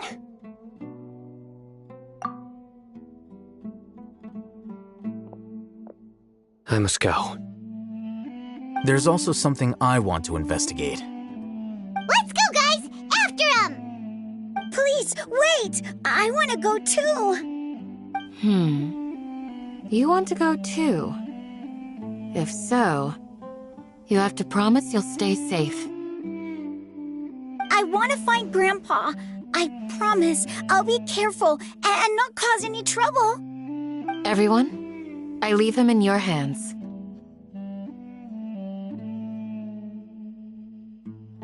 Yay! Let's go! Remember to pack some food with you! Paimon feels like we're missing someone, though.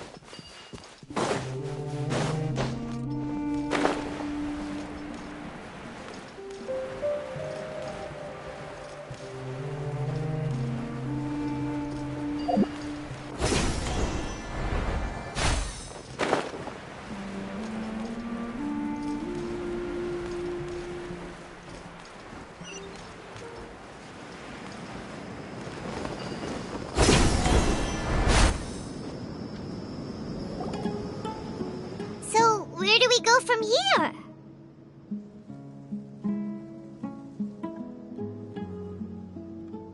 Yes. After leaving the village, we should head straight toward the desert.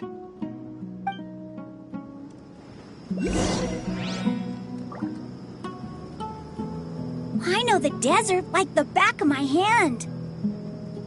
Is that because you play here a lot? Yep. One time, Grandpa almost got lost in the desert, but I was the one who brought him back.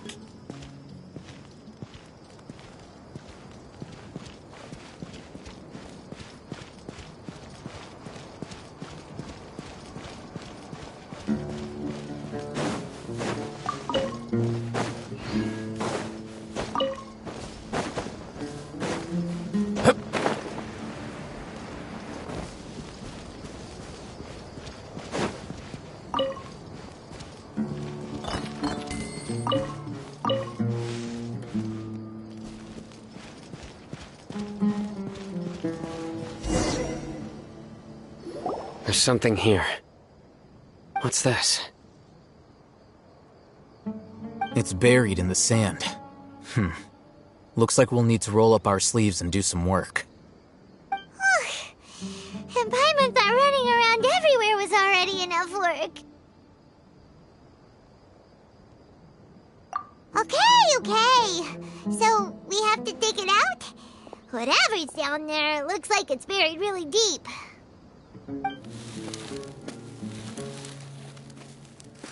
These are likely fragments of an Academia-developed device, something akin to a headset. Looks like there were more than one village keeper. They must have been escorted this way because there are device fragments scattered around here. Let's split up and search the area. Chances are that we'll find other things nearby.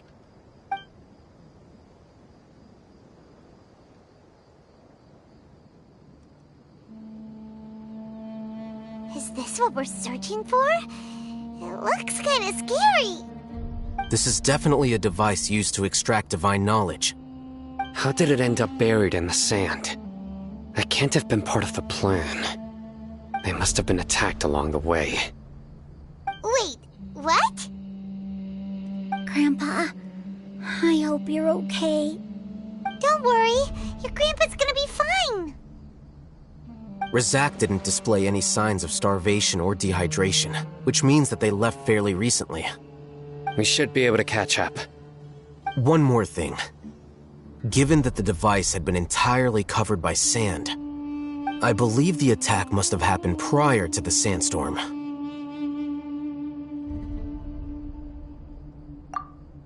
Let's keep going. They can't have gone far.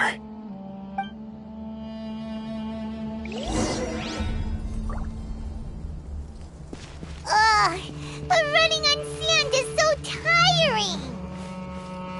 But you're flying, aren't you, Paimon? Is flying over sand tiring too? Ugh, of course it is!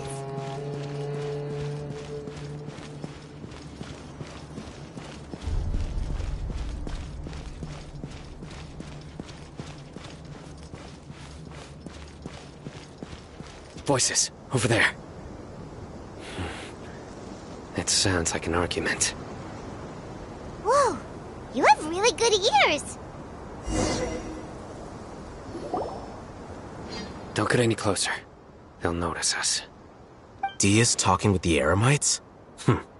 Very interesting. Let's listen in. If you had informed me sooner, there'd be plenty of room for us to... You're one of us. We would never lie. Scholars. You don't know as much as I do. Need me to... I knew it. That's our Dia. Dia? Why would you... Dia! Hey, what are you doing? Huh?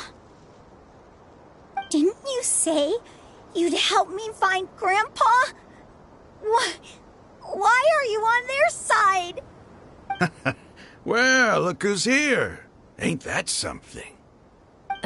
This complicates things. You've betrayed Aru Village? So, this is the great General Mahamatra. Dear, you'd be better off as my assistant than hanging around with this motley crew. Seen for yourself. I have the means and methods, and my ideals are far more admirable than theirs. I'm not the type that's easily swayed, Raman. You of all people should know that. Wait, what's going on, Dia? Whose side are you on here? Shut it, Paimon. It doesn't matter. Whichever side you pick, nothing can deter us from the grand mission of resurrecting King Deshret. Once our Lord of Old returns to this land, we will have a new beginning. Face the facts, Raman. It's not gonna happen. You should understand that more than anyone. Have all your years as a merc taught you nothing about placing hopes in a ruler? I'm a desert dweller and a proud follower of King Deshret. Whether I live by the edge of the sword or in peaceful comfort, my soul will always carry this conviction. It's not too late yet. The village mad scholars aren't gonna bring King Deshret back to life. You don't understand, my dear lady. Pursuing our faith is our purpose in life. Even if the chance of success is 1 in a million, we must be willing to give everything we have. Even if it'll expose you to the academia? Even if they end up disbanding the Eremites? Your Eremites, which you've worked so hard for all these years? Yes. We've waited a long time for this day to come. The sun and the moon no longer shine here. All you see now is cracks in this desiccated land. But fate has finally dealt me a hand to play against the academia. With these scholars in our custody, we'll stomp the academia's forces and fight our way beyond the wall of Samiel. Ridiculous. Think about it. The academia controls the entirety of Sumeru. Your powers are negligible in comparison. If you still don't believe me, then try asking these two men. They're also against the academia, but neither of them are as arrogant as you are. They look more like pawns of the academia to me. Why would I listen to anything the people of Greater Lord Rukkhadevata have to say? Filthy traitors. Your god abandoned all honor and betrayed King Deshret. We desert dwellers will never trust the likes of you. It's impossible to communicate with someone so hostile. Perhaps we should. Do you really believe that by kidnapping the scholars, you'll be able to negotiate with the academia? These people have no value as bargaining chips, but I could be persuaded to take their place as your next hostage. These scholars were exiled from the academia. I, on the other hand, am their current scribe, and will be a much greater asset to you. Wait, you can't be serious. So, you want to trade places with the hostages, do you? Precisely. Any wise person would gladly accept my offer. What are you thinking? What if they decide to kill you instead? Well, that would be bad luck for me. However, I'd get the chance to observe the scholars, perhaps even find out the truth. Think you can talk me over with that confident look of yours? I'm not trying to persuade you. I'm using this as a means of joining forces against the academia. You are the scribe. What do you have against the academia? Not all desert dwellers believe in King Deshret, and the same applies to the academia. Why must all knowledge seekers approve of the academia's way of doing things?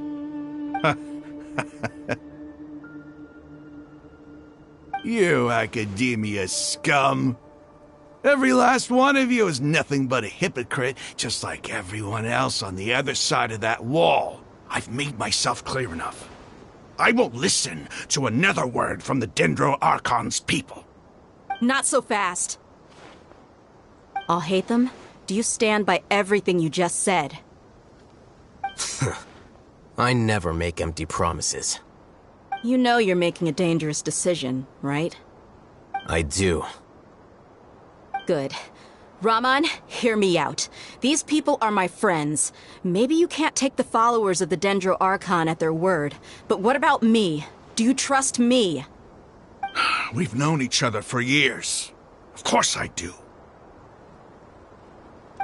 In that case, I'm willing to vouch for their honesty with my right arm. Come on, Raman, don't be a coward. If you're serious about taking on the academia, you need to steel yourself. You can't be afraid. An arm from the Flame Mane. You've piqued my interest. But what if you refuse to oblige? What should I do then? No one's a fool here, Dia. We're mercs. And mercs don't tend to live long unless they have their wits about them. You're not wrong, but this is different. I promised my friends that we'd bring back the village keepers together. Let's do it right here, then. Give me your right arm as proof of your resolve. Don't listen to him! He's not even trying to negotiate! He just wants to make things more difficult! That's fine. Are you crazy? We came here to save lives. One arm for that many people is still a pretty good deal, if you ask me. Raman, I'm holding up my end of the deal here. You'd better not let me down. Sure. Go ahead and cut off her right arm.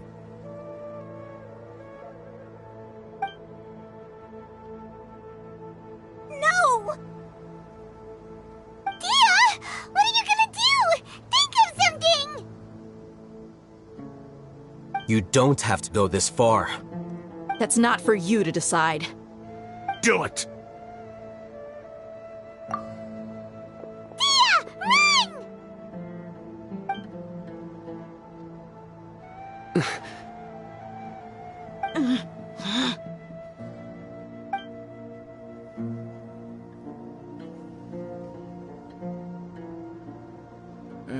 Stop!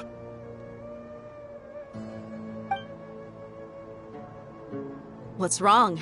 Can't do it? Flame Mane, you and I are both desert folk. Cutting off your arm is no different than cutting off my own fingers. Where's the sense in cutting my own kin to pieces? You've shown me that you're serious. Go on now, take your friends and leave. Meet me in the desert at noon tomorrow.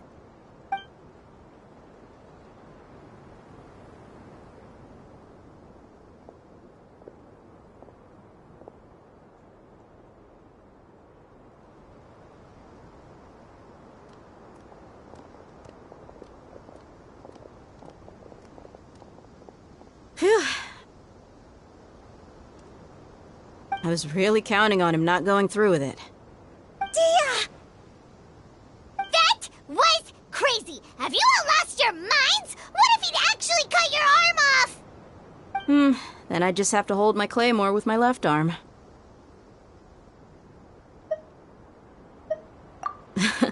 Okay, I'm sorry. But sometimes when you're out on a limb, you gotta double down to seal the deal, you know?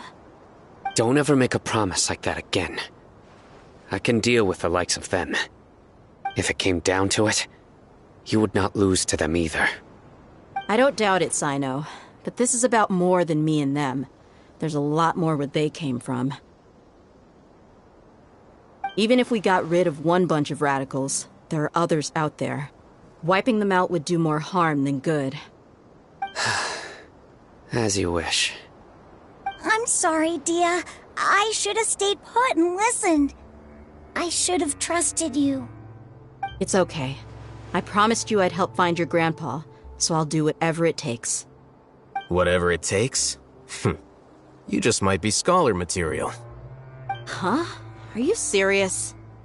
The Eremites once said that I was a lunatic. Perhaps a little madness is essential to be successful in research. Why does it feel like he's using his praise for me as an excuse to brag about himself? Okay, let's get moving. We should head back to the village and rest up. Today was just a trial run. Noon tomorrow is gonna be the hard part.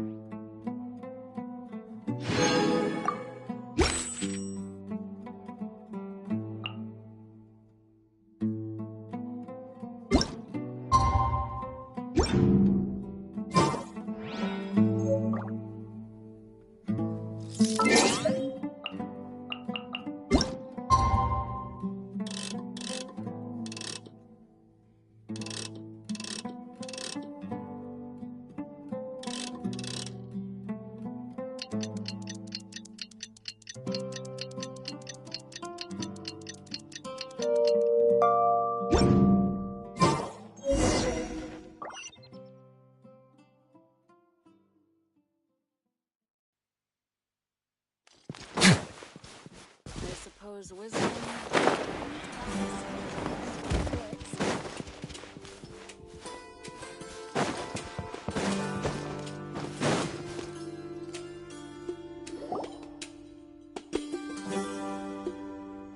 You're all here so early. Looks like we have everyone here. Isak, are you sure you want to come with us? I'll watch from a safe distance. Dia, I want to be there to bring Grandpa home. Okay, let's go then. Dia, wait. What's the matter? I heard that you were quite reckless yesterday. No more of that today, understood? Or I'll be very upset with you. Fine.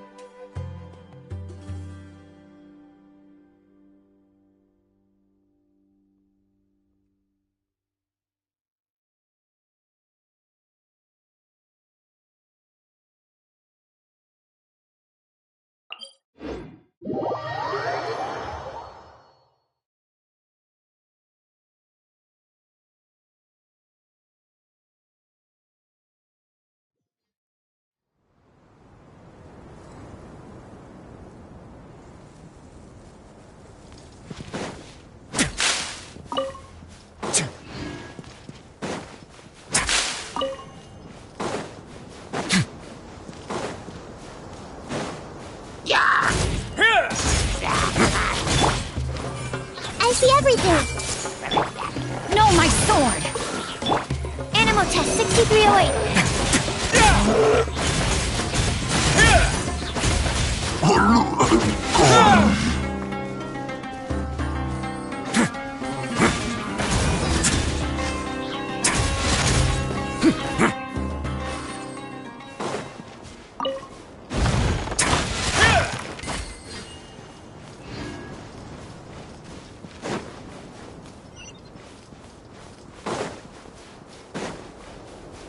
Let's begin.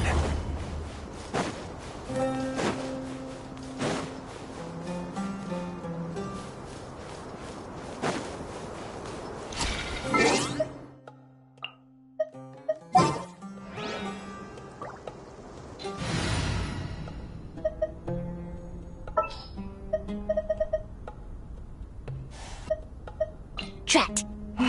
You caught me.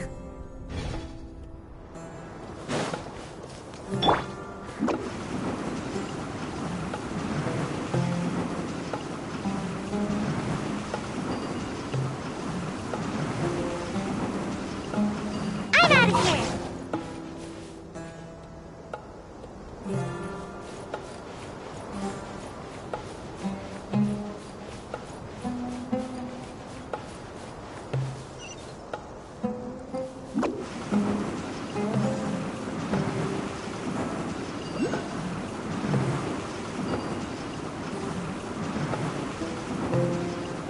Can't catch me.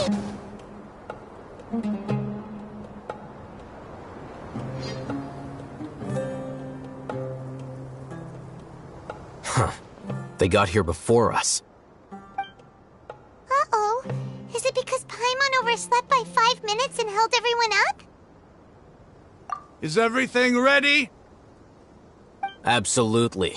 Although, you brought fewer people than I imagined. Bring him over.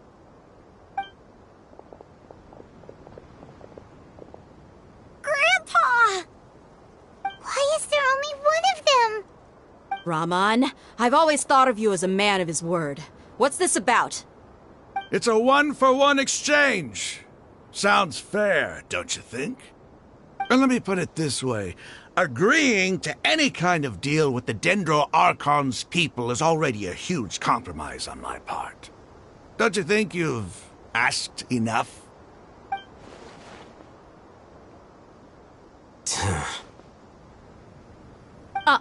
You stay right there!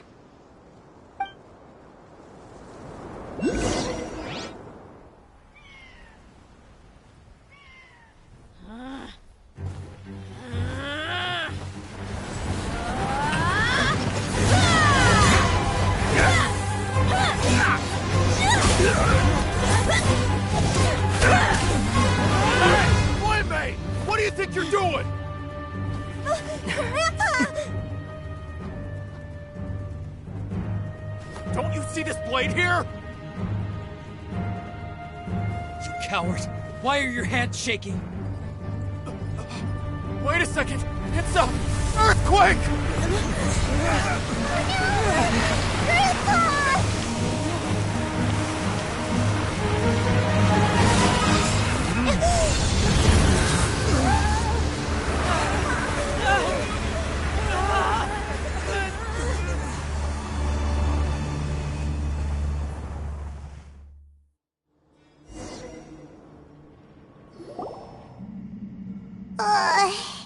Paimon's dizzy.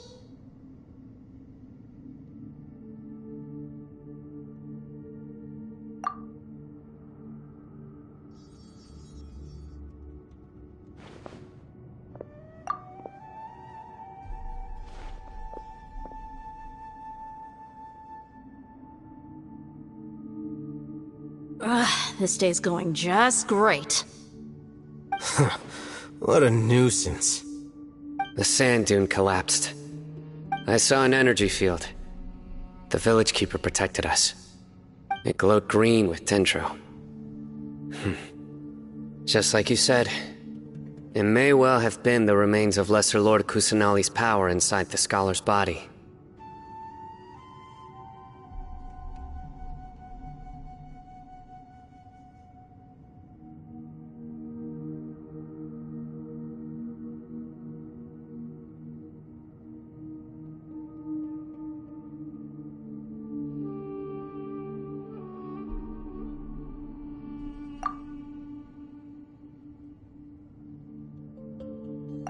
Dendro-Archon. The present one. Grandpa? Grandpa? Oh no, he's getting confused again. Hey, look around you. Did there used to be a temple here?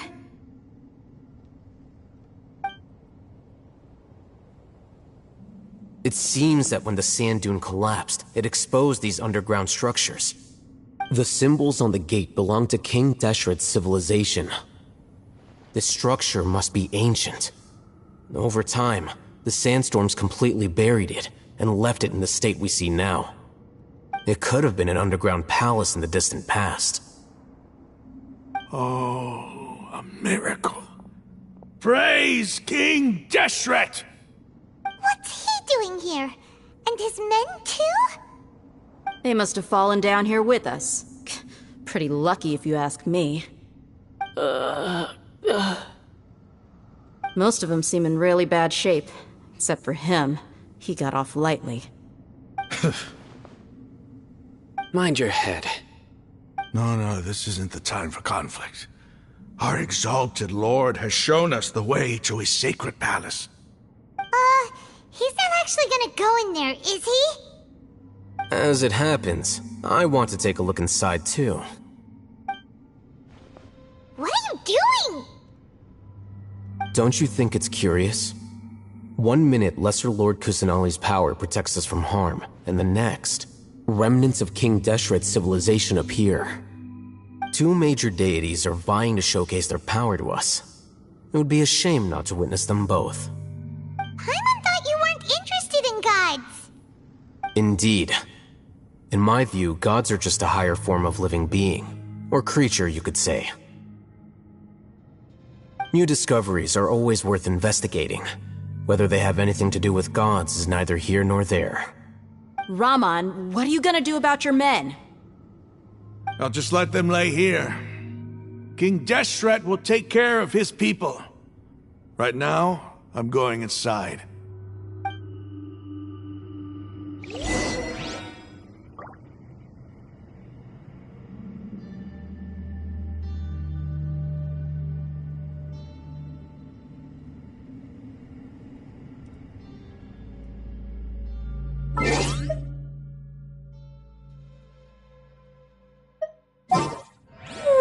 Surely I should be...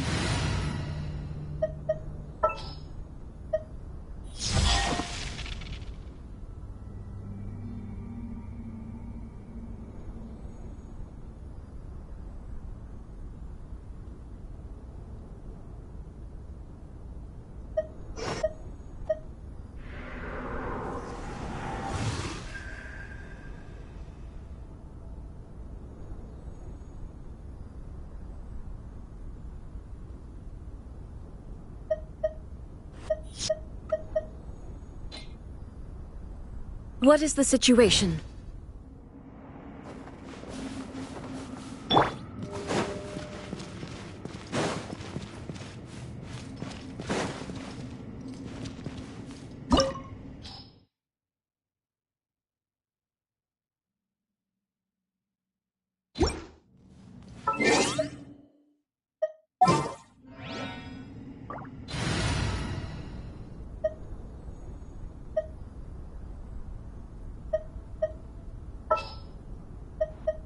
Just sharpen my spear.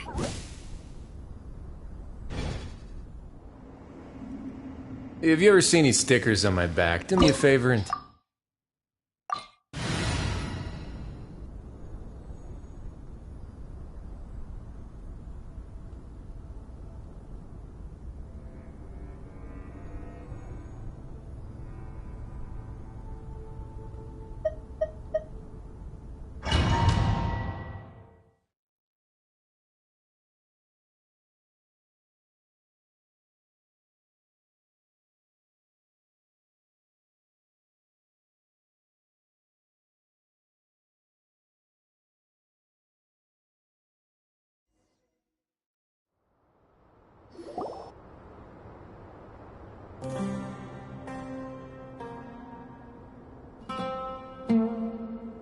It's full of life here.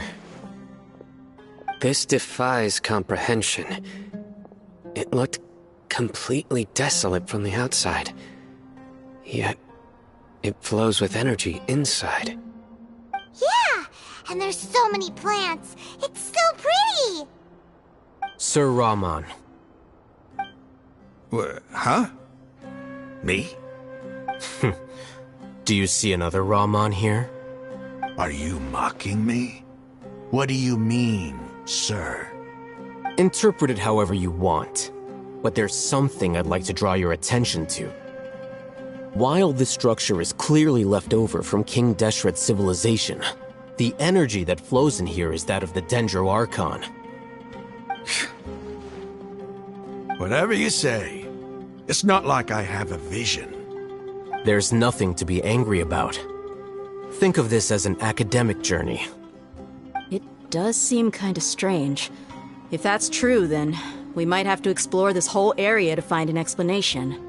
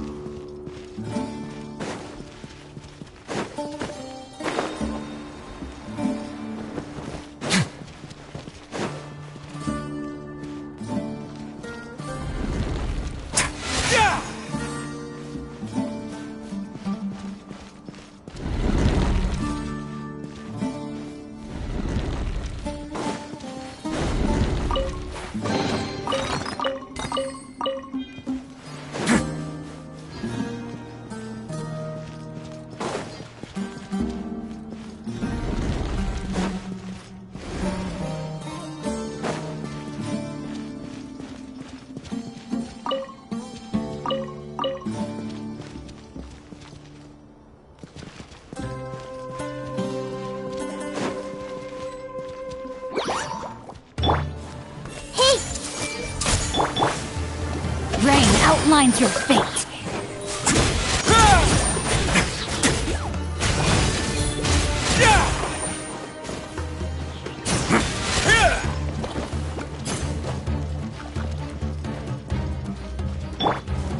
Everyone hold hands.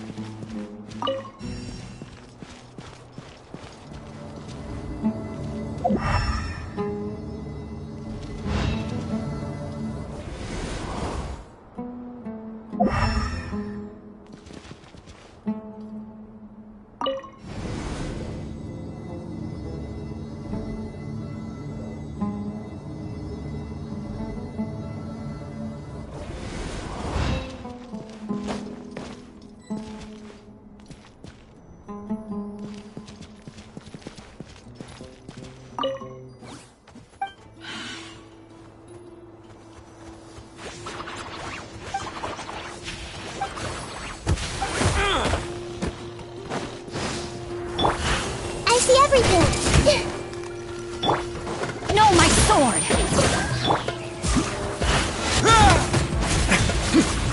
Wait now.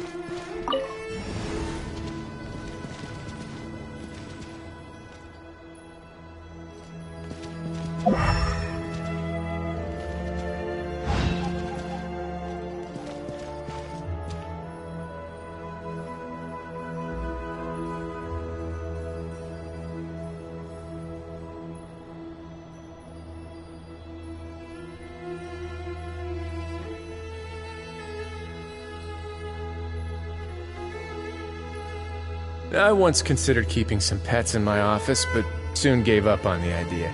It's just not right to keep small animals where they won't be able to see the sun.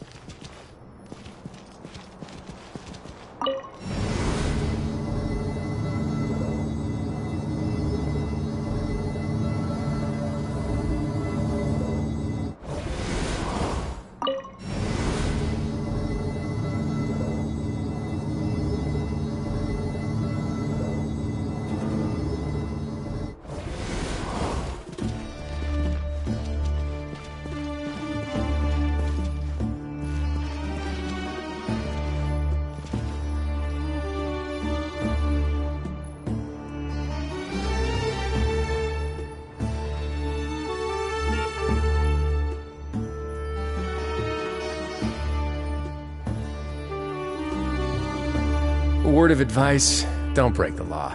Is there anything else? Yeah, seriously, don't break the law.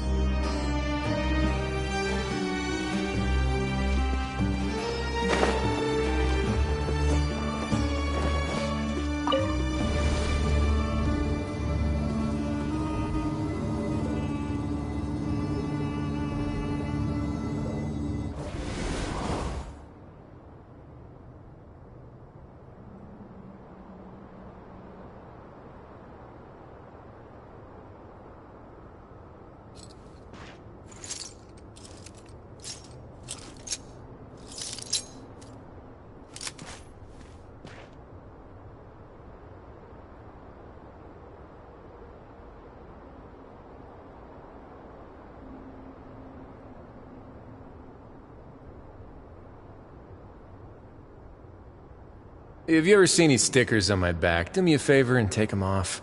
Malazines like to play pranks sometimes.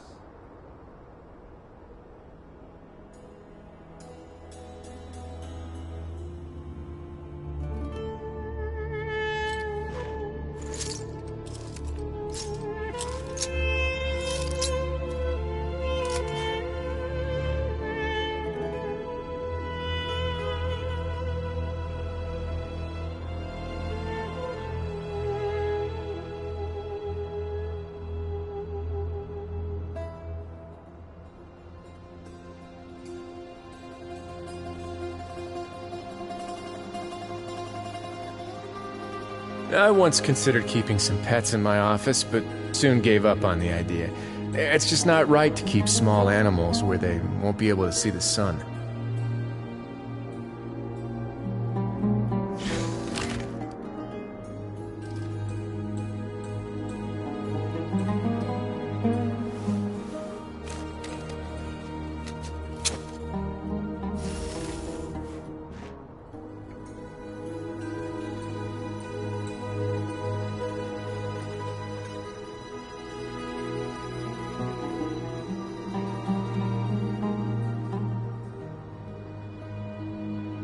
word of advice, don't break the law. Is there anything else? Yeah, seriously, don't break the law.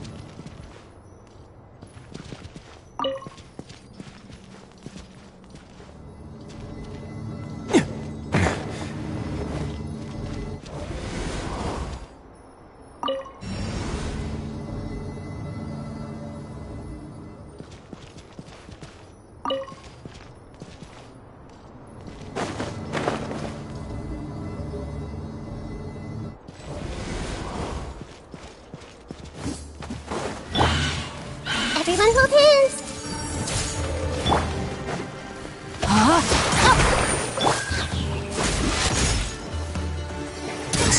little chilly.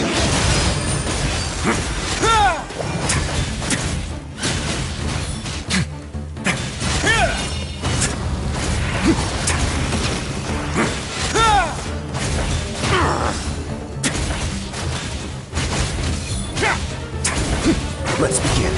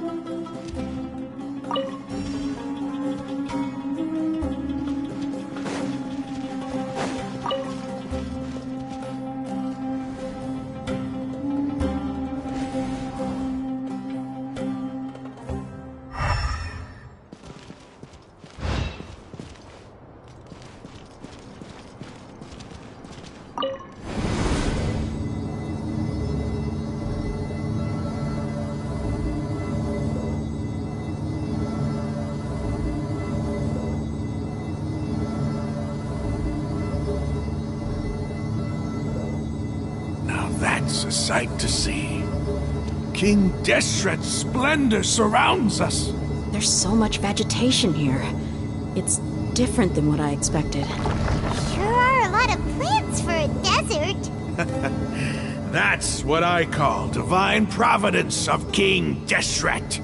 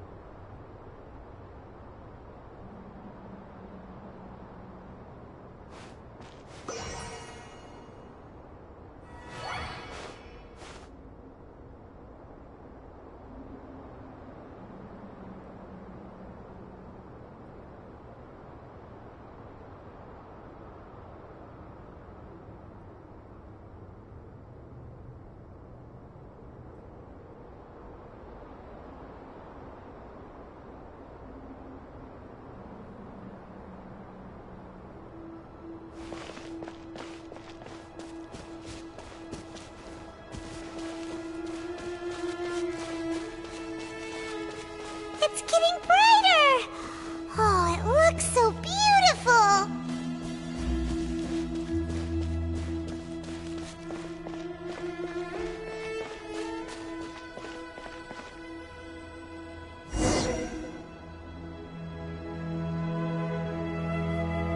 Wait.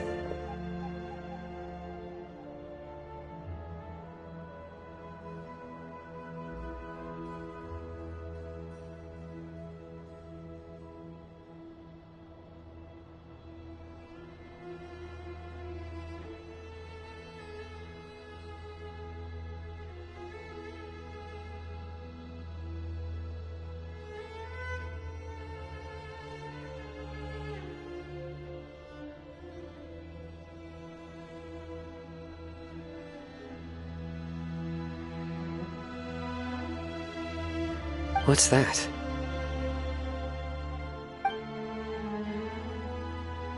A load of flowers. And it looks like there's something among them.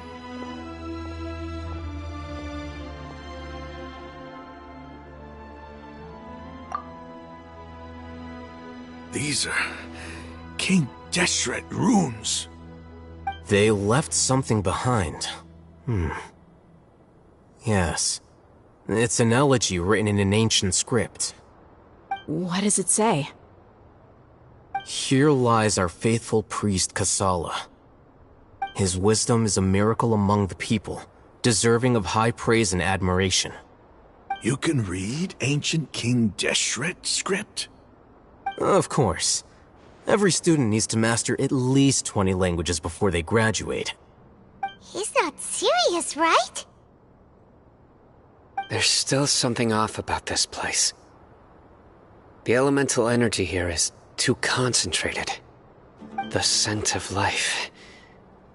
Is it trying to tell us something? Is this it? Analyzing.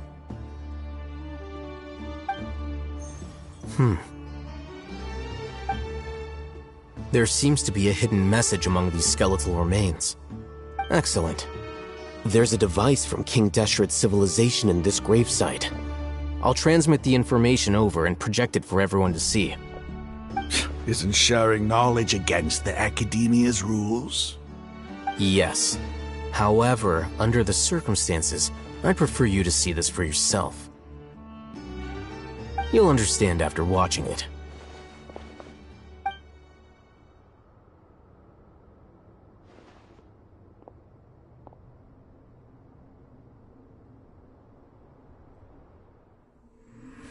Civilization is born of knowledge, but so too can knowledge be its demise. A disaster caught us unaware. It was knowledge that did not belong to this world. King Deshret brought this forbidden knowledge into our world, and it quickly spread like a plague. People's minds were filled with crazed whispers. Dark gray scales spread across their bodies.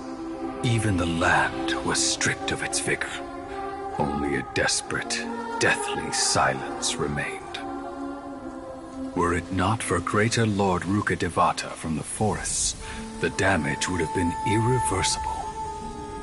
She summoned the priests to build temples and infused into them the divine power of life. The disaster was miraculously tempered, and the embers of our civilization were preserved in Aru village. Alas, the miracle could not last. As long as forbidden knowledge continued to exist, it would forever blight this world. In the end, the proud king of the desert, my eternal lord, chose to sacrifice himself.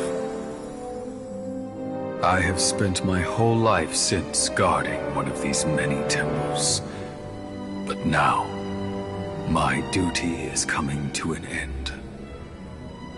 As I close my eyes for the final time, the sight of that noble deity will appear in my vision once more. In helping King Deshret to eradicate forbidden knowledge, she exhausted her strength, and her form became that of a small child. How strange. Now that I think of her, I no longer have any fear of death, for I sense that the spirit of life will abide with me during my eternal sleep. Children of the desert, cling no longer to past grievances, but hold tight to the memory of this act of benevolence.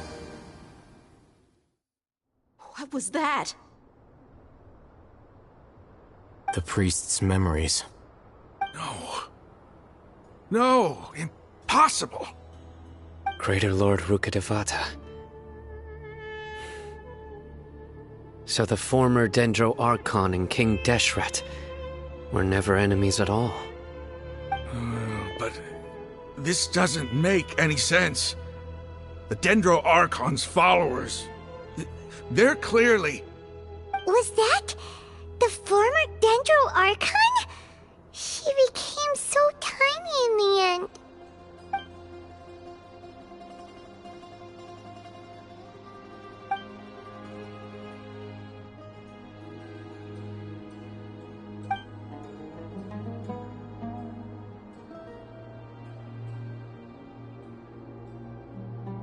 You might be distrustful of the Akasha, but there's no reason for you to doubt King Deshret's technology. You've just witnessed his priest's last words. I've never heard about any of this before. The surviving followers of King Deshret all gathered in Aru village. Our god did not make mistakes. We refuse to believe any of the rumors. King Deshret's death, the all but total annihilation of our civilization, it was all Greater Lord Rukkhadevata's doing. We saw her as nothing more than a traitor, who stabbed us in the back in our moment of crisis. Just like us humans, fighting, feuding, double-crossing each other to survive in the desert. You were blinded by your prejudice.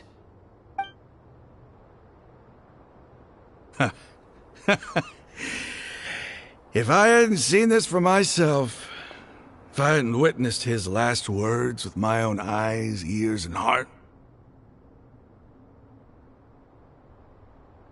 how could I ever begin to accept this? The truth is so far from what I've always known. Am I really supposed to believe that after all these years, all this time seeking revenge, suddenly now my enemy is my savior? Raman, that's enough.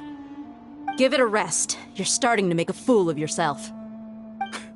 Dia, tell me, my Eremites and I, what are we even fighting for?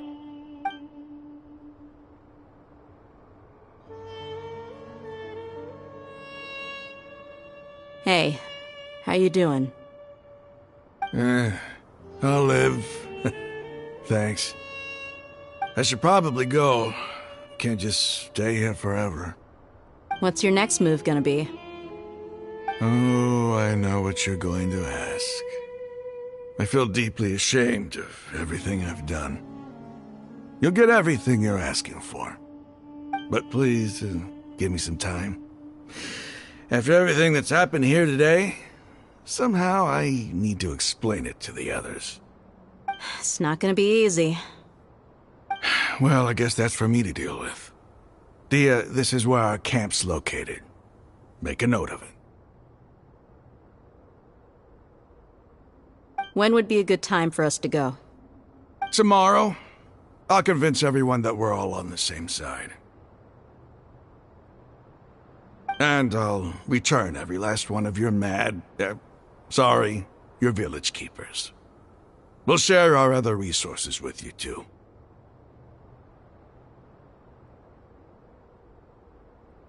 You seem to finally understand that our true enemy is the sages. Yes. The gods never gave up on anyone.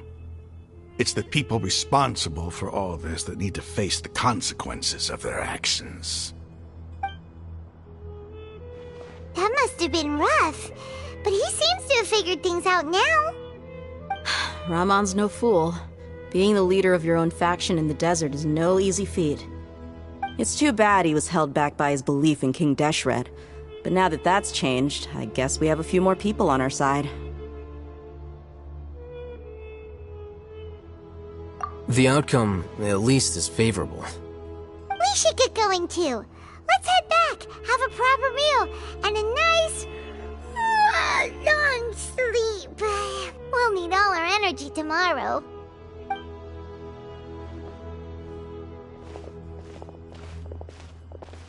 Sino, we're leaving! Stop yelling.